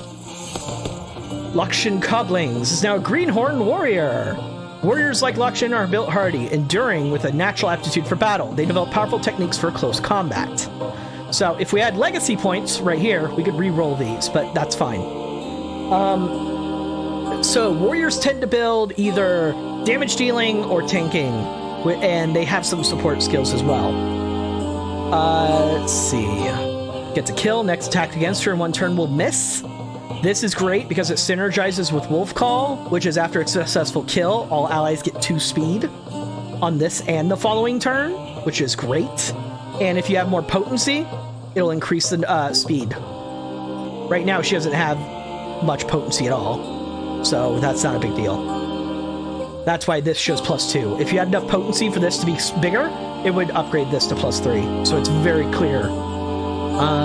Enter Guardian. Guardian is a state where it's like Overwatch, but for melee. I think I will stick with Untouchable. Danny Blue Mage is now a Greenhorn Hunter. Hunters like Danny thrive in the wild, surviving through stealth and peerless archery. They master their surroundings or bring down large quarry. Fox Flight. Passively gives you 1 speed. Active, though, once per combat, you can, as a swift action, activate dodge the next 2 attacks against him. But you no longer have the speed boost. Piercing shots. Danny's ranged attacks have 1 pierce, so they ignore 1 armor. Archery. After a ranged attack against him or any adjacent allies, Danny counterattacks with a ranged attack of his own. I will go with Fox Flight. So now, this is an augment and a piece of equipment anybody can wield. +5 ranged accuracy, +5 melee accuracy. Danny already has a disadvantage to ranged accuracy, so let's get that. You can also salvage it for materials, if you want. And it actually shows up on the character. See, it's this little necklace. Well, not how I expect the day to go, but I think we're both heroes. Isn't that good? The creature's death is quiet. Seems to slip from life in a few stunned, hazy blinks. They'll spend a piece of the day getting the flames under control. The damage isn't as bad as it could have been. Townsfolk emerge from hiding to fight fires and clear debris. Some full of curiosity, others visibly haunted by what they've seen. Vic must be already waiting for us. It's not easy to say, but we should both go. Vic? He's at the ruined tower by now. Kind of an outsized hike, given our late start. Maybe, but a later start won't help. Vic will be waiting for us. What happened today could be happening everywhere, couldn't it? Something about that tower is just stuck in my mind. It's like when you get apple skin in your teeth. I know the sensation you describe. Huh? Yeah. Anyway, I just think we said we'd meet him. We should. The tower's in the hills. You've been there before. Yeah, once. Actually, looking at the tracks, they come and they go that direction. Lakshan and Danny follow the pounded path of monstrous feet, hoping for the best and dreading every other possibility. So it's either friendship or romance. So Danny, Vic, you can see him with his longer hair and facial hair. He's our caster. What do you think? Friendship or romance?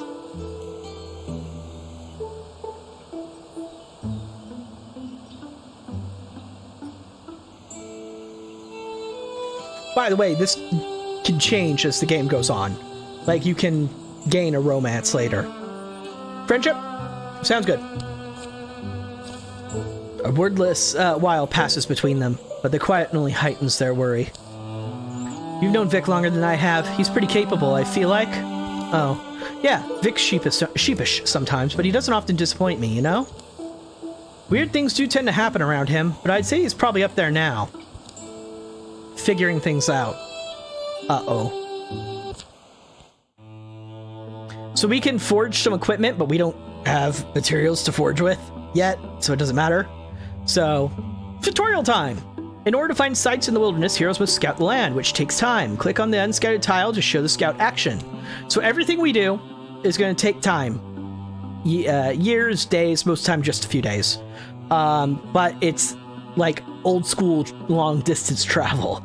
These people aren't using like carts and horses and mounts and stuff.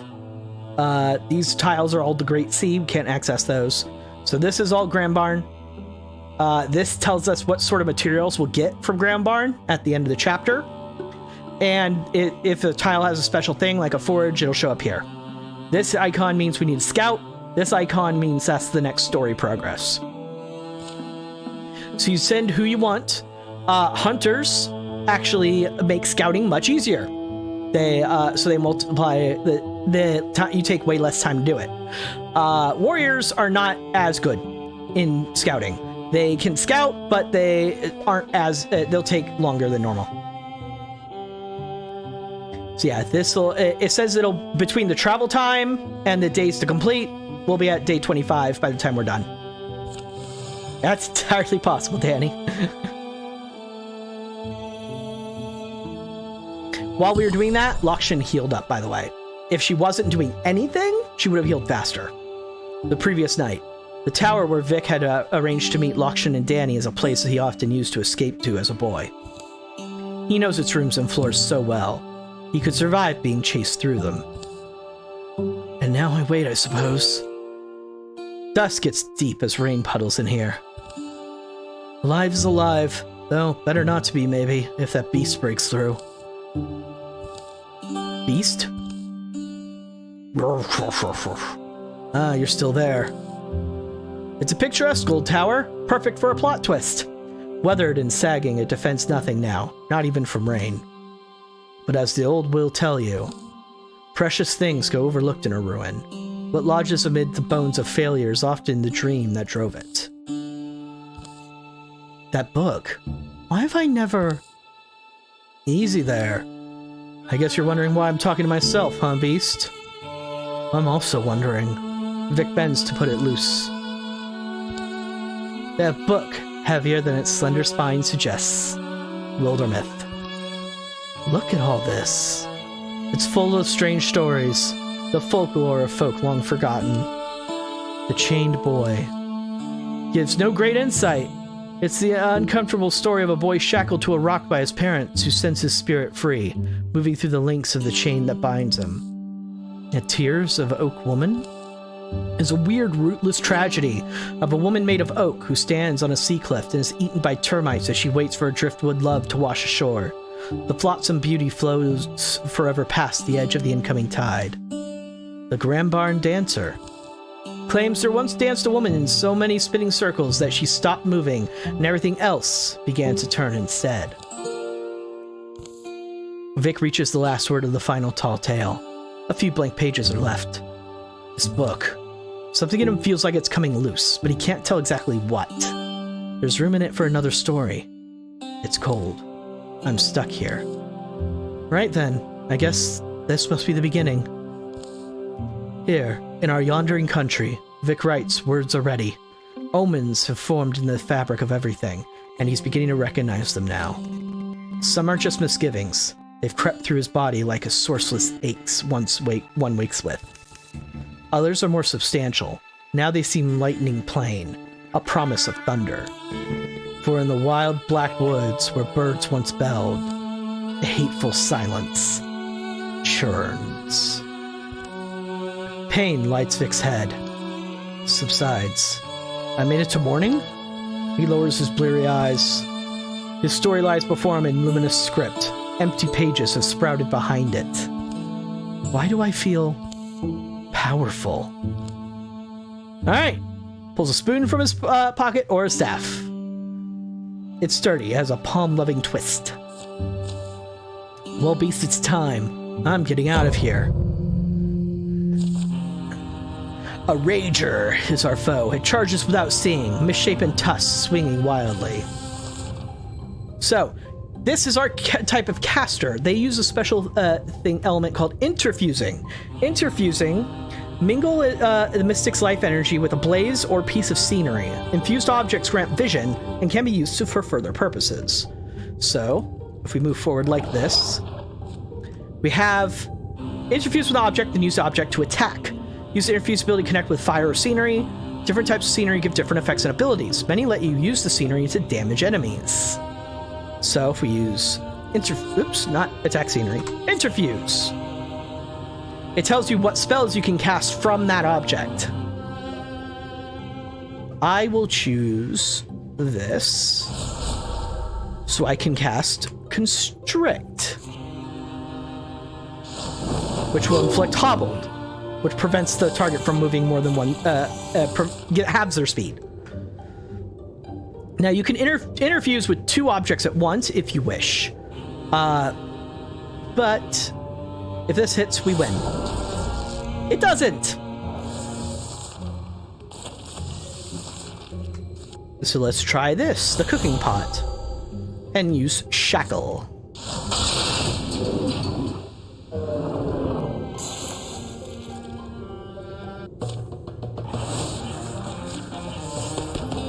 As a mystic, Vic has acquired the knack for interfusing his spirit with earthly things, drawing out the bounds to enact formidable magics.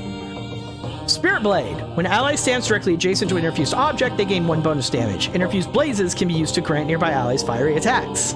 Humanist.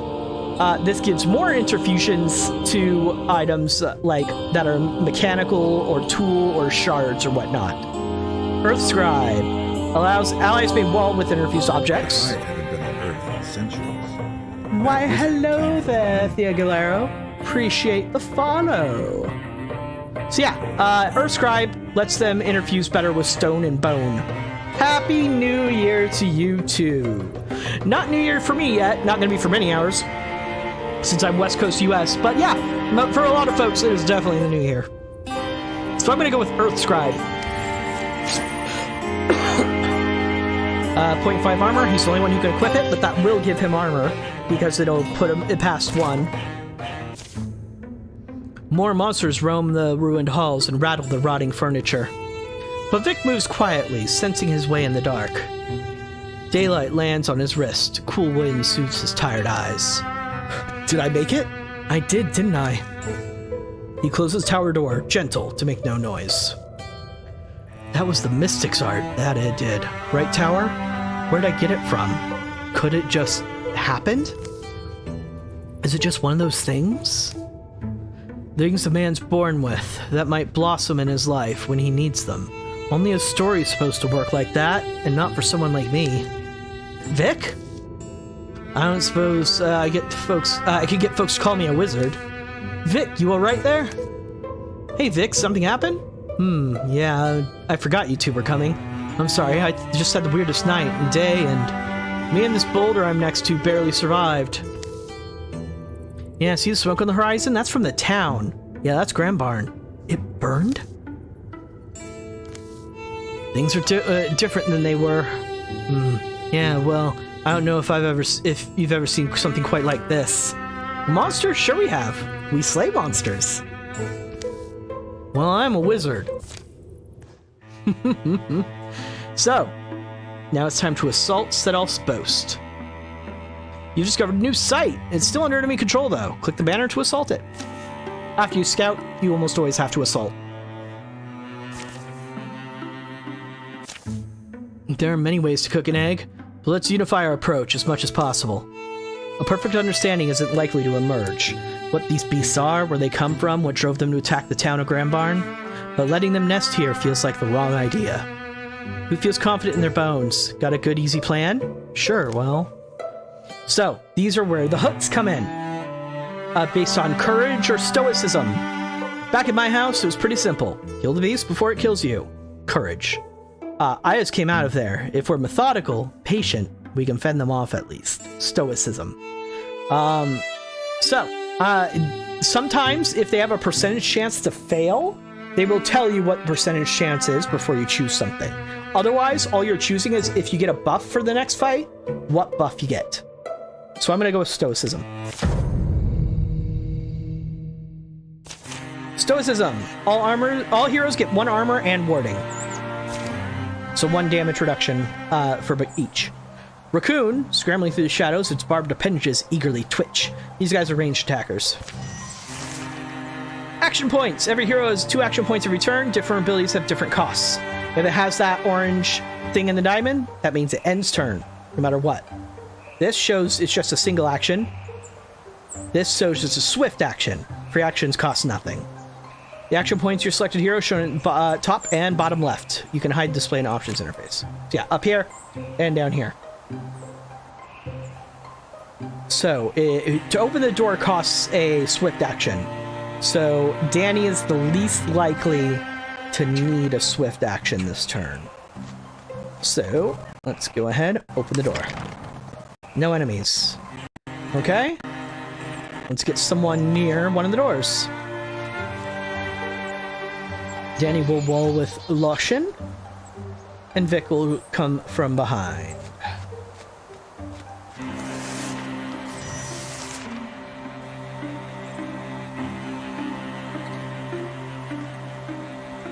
Open the door. Uh-oh! Both of them.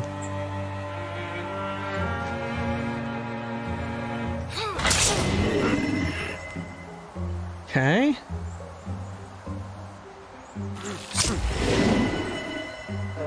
See, he dealt extra damage because he had the rivalry thing going. Okay. Interfuse, no. Still can't interfuse with anything meaningful. So, Discus is one of my favorite abilities. It's a Earth ability. You throw a discus at something to deal more damage, and then it hops to the nearest enemy. So you can do this.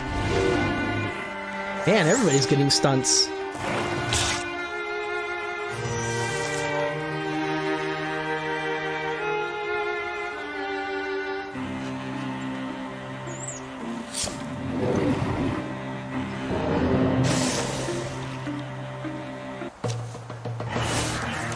And then experience. Alright, so sometimes after a fight you get armor or weapons. The Humble Ginnings is what she's currently equipped with. It's actually slowing her down. So this new armor will give her better speed, which is good, because she moves very slow. And it's going to give her better dodge. Placing gear is permanent. You do not have an inventory in this game. Each character wears equipment, and that's that. +5 dodge. Let's give that to our melee combatant.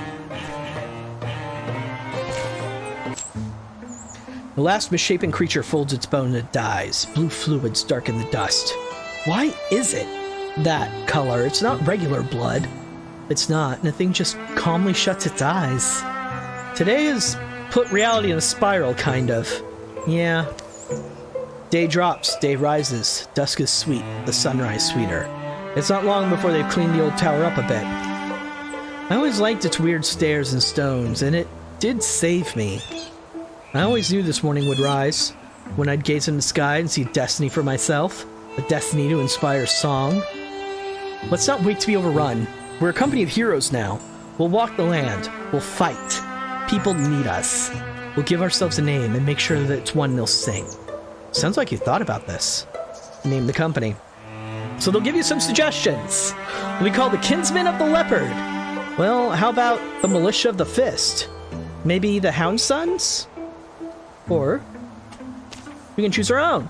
You can randomize a few more times. The Opposers of the Riddle. The Reavers of the River. The Dragons of Cosmos. The Servants of the Seeking Youth. The Sisterhood of the Sigil. The Reavers of the Buried Hound. The Dreamers of the Boar. Soldiers of Odd Father. Foundlings of the Wilted Eternity. I like that one. The Peerage of the Hero Hall. I like that. The Peerage of the Hero Hall. We'll stick with that. We're going to be doing a lot of these, by the way. We're going to be doing probably each of the main stories. So, if you don't like a name, you feel free to suggest one for a future campaign. After that, Leopard is nice, but the mage going with fists, warriors are sons bitches. Sons, yeah. After that, the three of them are inseparable. Rumors are rampant. Heroes are needed. The world will be flooded with sorrows, but its defenders are joined by a fire that night. Here follow the tales of the peerage of the Hero Hall. Be remembered. Alright, so, calamities. Your enemies improve their strategies after every fight. Cannot cancel this. So, Ragers are now among the enemies we'll find whenever Gorgons are around.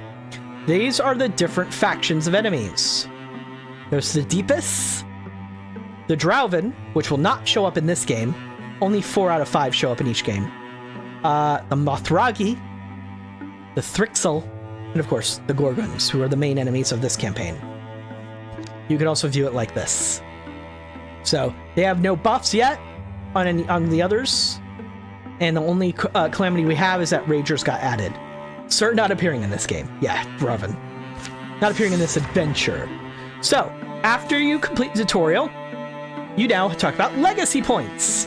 Get legacy points by taking new sites. Spend legacy points to do things like recruit heroes, build stations, or cancel calamities. Use them wisely. Once a site is free of enemy control, you can spend some time to secure it. Secured sites provide resources now and at the end of the chapter, which you can use to craft gear at a town or between chapters. I always secure a site. Always, always, always.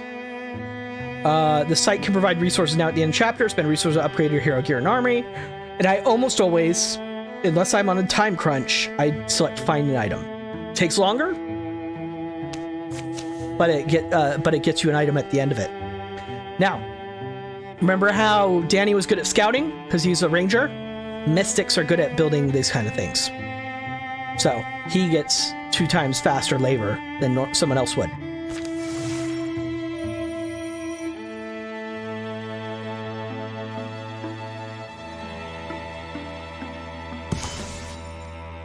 Danny and Lakshan consider each other irritants. Danny and Lakshan started the rivalry. There we go. Danny and Lakshan consider each other. So down here is like little events that they don't bother doing a full thing for. It just shows that they are more rivals now. If you go to relationships, see, they're considered irritants.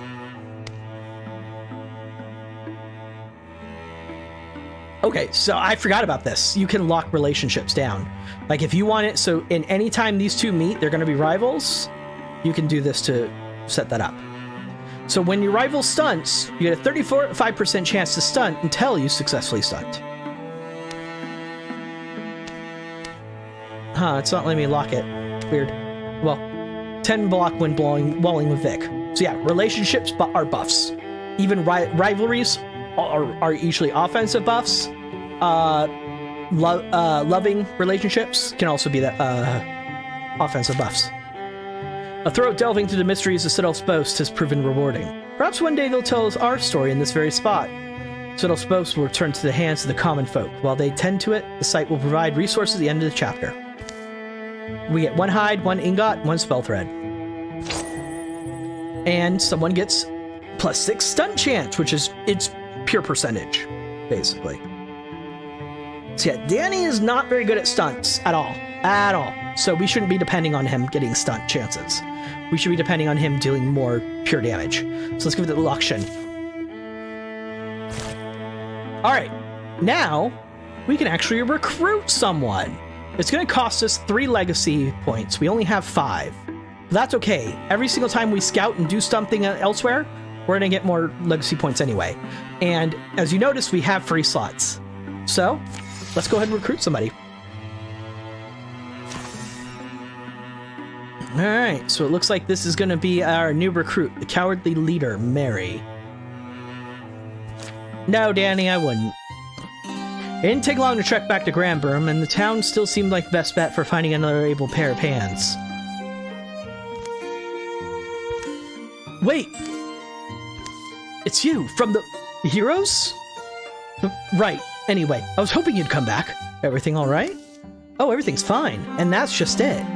It's been quiet in Granburn so far, but I heard those things you said. The talk of person's ultimate duty to protect their home and family? And it stuck with me, more than I would have thought. Is that how he put it? Possibly. Forming a company of heroes can get one a little fired up. You were right, though. I can't think more timely calling, and such a company is a solid start to beating back and lurking threats. Well, we could use another fighter on our side if you're up for it. Fantastic, I'm glad you offered. There's still a lot to be done out there.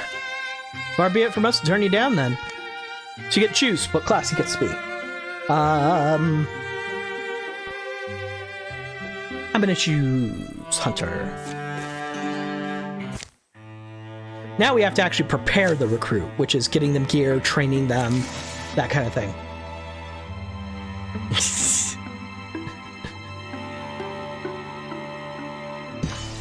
Boom! Mary is ready for adventure.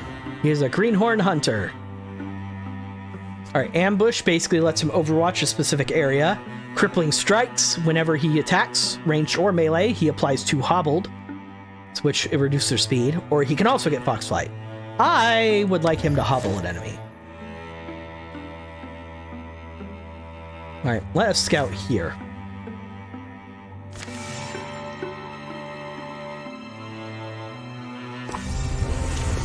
Infested tiles are unsafe. Infestation increases the strength of the source threat, can ambush groups of 2 or 1 heroes, and over time will spread and turn into an incursion. You can clear infestations by taking out the source or by sending a group of heroes to patrol the tile. This tile is now infested. We'll have to come in and deal with that later.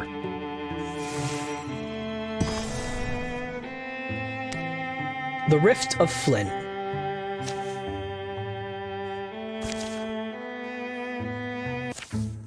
Rumors of Gorgons have led the peerage of the Hero Hall through tangled wood to the site of a long-forgotten ruins. Wind-worn rock and decayed edifices are all that remain of this ancient city. It's weird, right? That the locals couldn't tell us anything about who lived here and what happened to them. Could have been a war that wiped them all out, or a plague, left no one behind to tell the story. Petrified rat over here. Nice of them to leave us a trail. Wonder what those creepy critters are up to all the way out here. Lots of buildings still intact. Maybe they're looking for a place to hide? Spooky old ruins seem like they'd be good for that. One civilization falls, another's built on the bones of their dead. The dead. Sometimes you forget most of them were just plain ordinary folks living their lives. You know, with all the usual hopes and fears and everyday concerns. Not to mention loves, passions. Imagine how many coy glances were exchanged in these very streets, heartbeats quickening. And those must have been houses once. A steaming pot over on the hearth, little ones crawling on the rug. Guess they formed friendships same as us. Helped each other through the hard times. I think we found it's an open pit of an old amphitheater, Gorgon Beast Spray and Mill. Thoughts? Should we just go charging in? Bunch of them standing under the pillar. How about I bring it down? Intimidation. Fires create confusion, and the smoke will provide cover. Stealth. I like this idea. This is my favorite. Stealth interfusion. Boom. Rocks fall, everyone dies. All foes suffer 2 damage at the start of mission. And those are the foes we have to deal with. This is fun. The Leaf Spirit. Hard to catch. Leaf Spirits, or spirits of any element, increase the abilities of whatever weapons you're wielding, and you get to choose what, how so. They are very good to find, but you have to get in melee with them to catch them. Which, as you can see, can put you in danger, and they are pretty quick. Won't stick around, and after 4 turns, they leave entirely. Let's see. If I get you over here. And you don't want to attack them. Attacking spirits is a bad idea.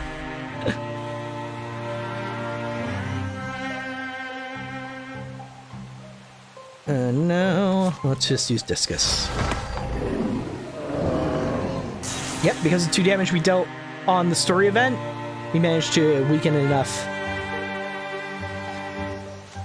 to just kill it in 1 turn. So I'm going to show you one new mechanic for hunters. It is Silk Step. With an elusive step, slip into the gray plane, which just means you're stealthed. On the gray plane, he's hidden to enemies and his attacks ignore armor. But you actually literally jump to do it. While you're in the gray plane and hidden like this, you do not provide walling to your allies.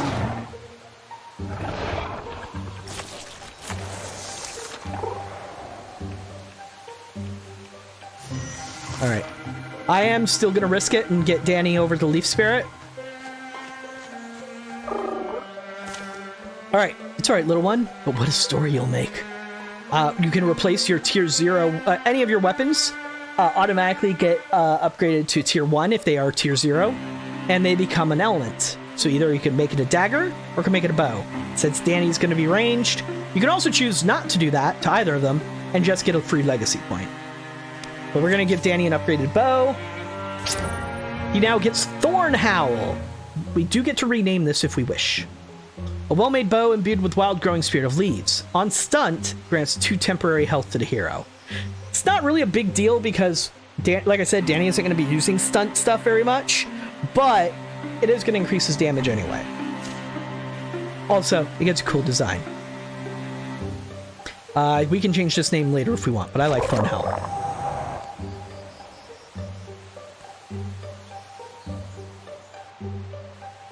Let's see. I think it would be better for her to get here.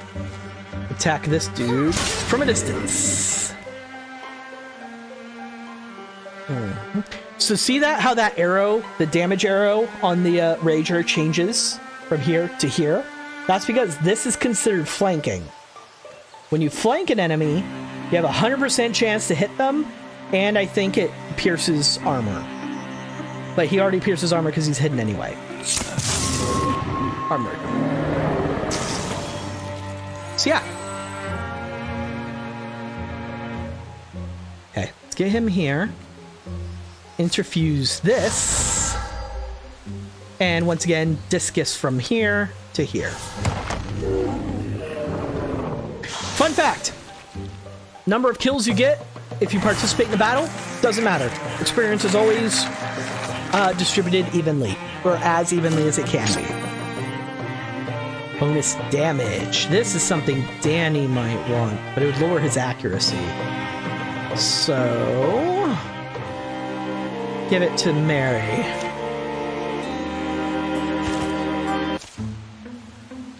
As their breathing stills, they hear the chattering of birds, the buzz of bees. Overgrown grasses rustle in the breeze. Gone quiet. Think that's all of them? Wouldn't hurt to have a look around. A place like this could have a few secrets. Not far from where they fought, a section of flagstone appears to be coming up. Vic pries some with his toe, uncovering what appears to be a way below. With a little more effort, they widen out the entrance. How deep is it? Stairs. Should we take a look? Any good reason not to go? Down they climb into the ancient city's underbelly. Slimy things skitter away from their approach. A rancid odor fills the air. Torch over here. Let me just... In a splash of light, their surroundings take color and shape. The passage opens in a small enclosure, an oval room. Bits of rotted wood and matted straw form the pale suggestions of a bed at one end. Smells, doesn't it? You think somebody used to live here? It looks kind of... Wonder why here, beneath the city. Scattered around the room are what remains of life's possessions. Most are decayed or moth-eaten beyond recognition. Could have been a hat, maybe? Clay fragments, pottery pieces. If the Gorgons found this place, I'm guessing they didn't see anything worth taking. But there's one item that catches Vic's eye. A small bone flute set atop a stone pedestal. Alone, it seems to have survived the passage of years unmarred. Moon-colored, its surface is smooth, polished by the press of ancient fingertips. It begs to be held again. I forgot to do something real fast. Let's pause that real quick. I wanted to edit the stream info on Twitch, and I did not. Wildermyth. Strategy. Storytelling game.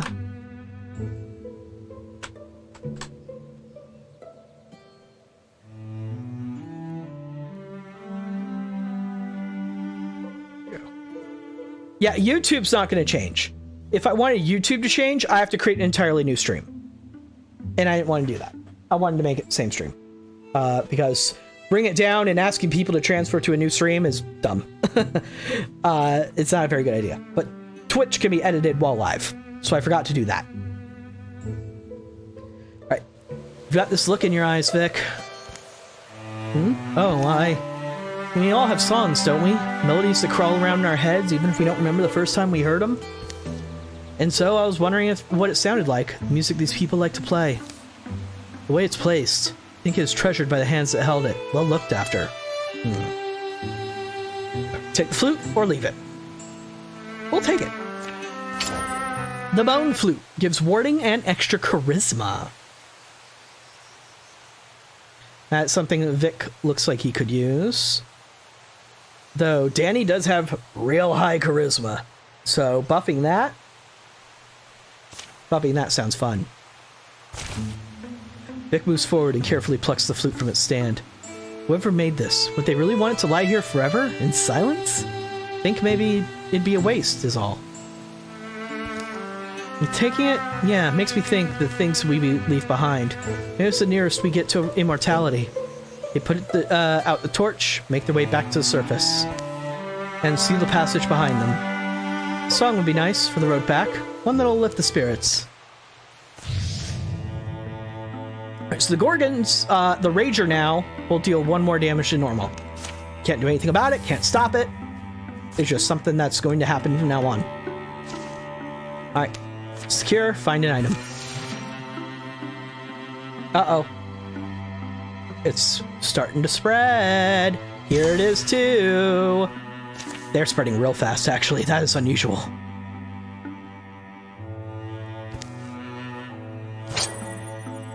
Alright, this gives a 0.7 health. Let's give that to Vic, because he's the only one that'll actually increase his health. Alright, let's scout here and see if we can stop the incursion in this area. Uh-oh, new Calamity card soon. Alright, so, what we can do is we can patrol this area. Gorgons are infesting this tile. They may ambush small groups of heroes, patrol, or take the area of the source to clear it. So either we patrol it, or we can fight, assault directly, but it's 1 more strength than normal because it's infested. I think we can handle a strength 4 fight. Patrolling would make us use a lot more time. Almost to Bane Flared Earthworks, aren't we? Let me check my eyeball. My eyeball says if we climb the rock hill, it should tell us more. That was, phew, steeper than it needed to be. Quite a view, though, say that.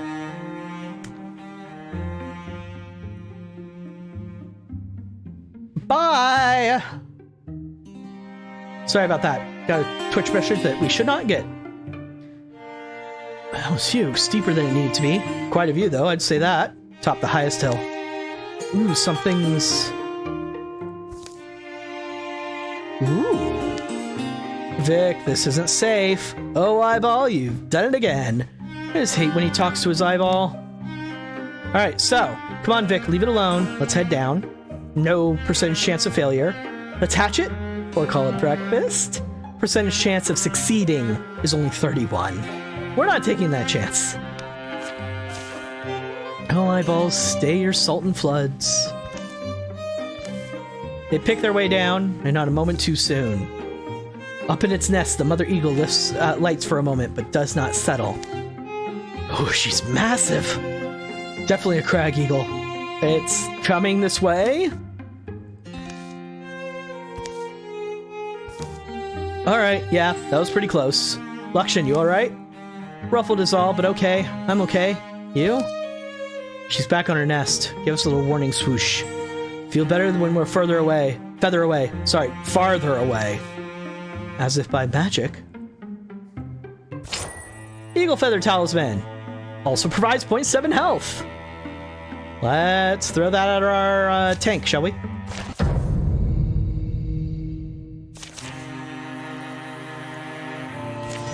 Okie doke. Be over here. Start with your attack.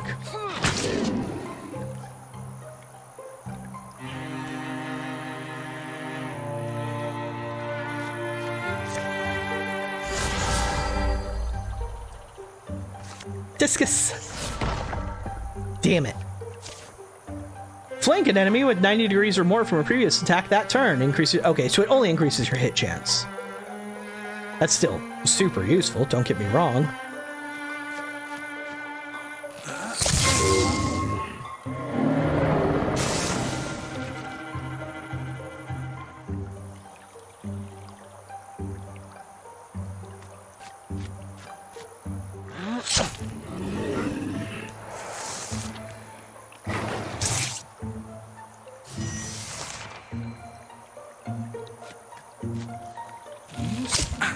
Gotcha.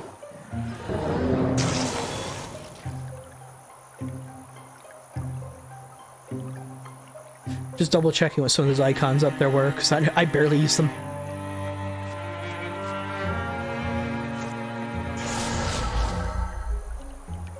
Nothing over there.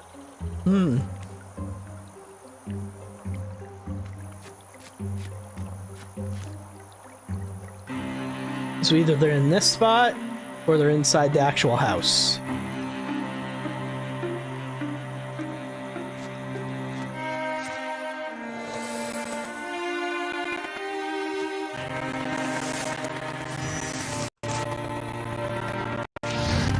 Oh, what are you moving? Oh, you're moving through that. The corruption.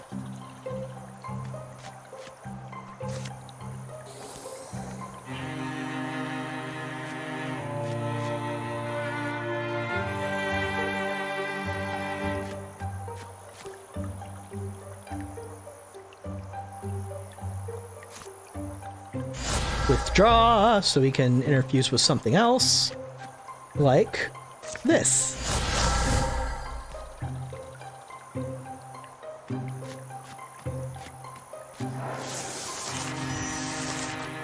All right, Danny.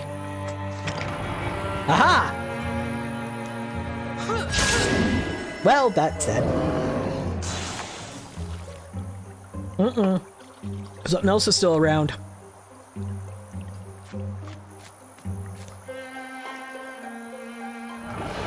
Yep, Rager.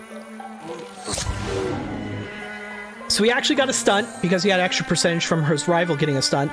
And because he has a leaf weapon, Danny now has 2 temporary health. It's actually real nice.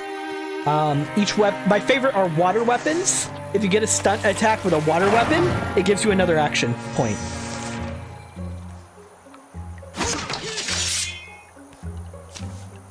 Some scenery grants cover. Scenery that grants partial cover or good cover provides protection to adjacent units. Attacks passing through scenery have a chance to damage the scenery instead of the unit. So yeah, this thing had cover, but now it doesn't because the cover was destroyed when when Lakshan attacked.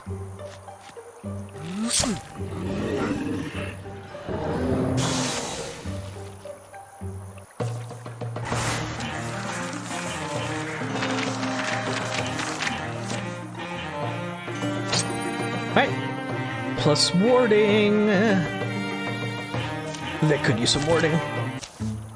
Look, there's a candle in the window at Muriel's. Let's go. Muriel's. Hi, Muriel. We need food and ale. So we've been walking for days. Right away. Only the best for the heroes of the Baneflare Earthworks. And maybe we'll get even time for dessert. I'm sure there's whipped cream in the kitchen. You know how much I love whipped cream. Oh no, not whipped cream. We'll be stuck here for days waiting for Vic to finish cleaning his armor. I know he's a wanderer, but I'll always leave a candle in the window for him. Or, it would never work. I'd have to buy more cows to keep him in whipped cream. This is actually a romance thing.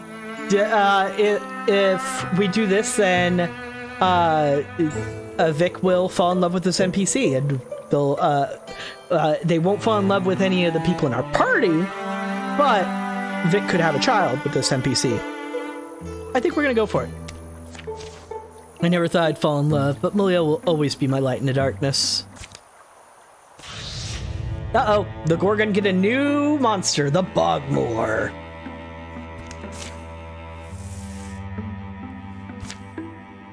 Alright, so if we go to Vic, sorry.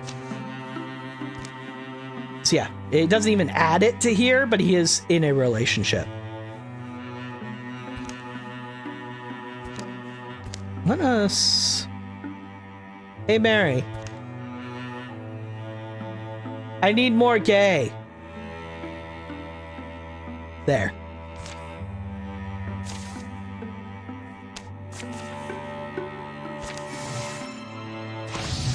Okay, so this is where calamities come in. Calamities just happen over time. There's this little icon up here that indicates it. And you can spend legacy points to prevent them. Yeah, Mary came out of the closet. And yeah, Vic likes you more now. Those relationships, like I said, they don't even bother with full scenes. They just showed up down here in the bottom right sometimes. So yeah, we get to choose how much legacy points we want to spend on preventing these calamities from going through. Now we haven't even fought the Thrixel yet, but this would make their base units more healthier and have armor. We haven't fought the Bathragi yet. This would give them more damage. them deepest yet. This would give their main unit more health. Honestly, I don't care about any of these because none of these are for the Gorgons. The Gorgons are our main enemies. These guys we fight far less often. So, and they usually don't have nearly as many calamities stacked up as your main enemy does. Because you can see we got 3 from these. So any of these getting 1 or 2, I'm not worried. I'd rather keep the legacy points. So yeah, calamities are built up.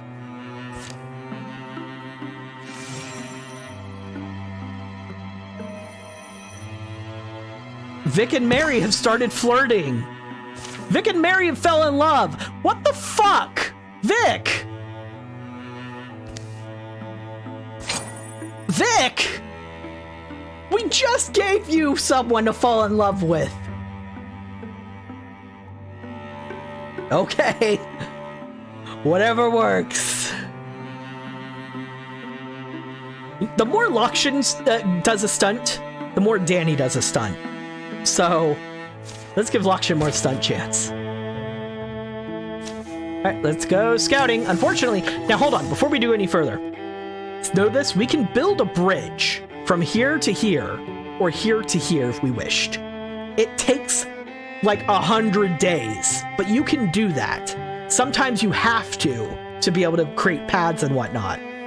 It is still far easier just to go all the way around, but bridges and tunnels and stuff persist through chapters. Because the next chapter we do is this map, just more. You reveal more of the map. So if that bridge would help us in a future chapter, it might be prudent to do that. We're choosing not to, though. I just want to make a note, the game allows you to do that kind of thing.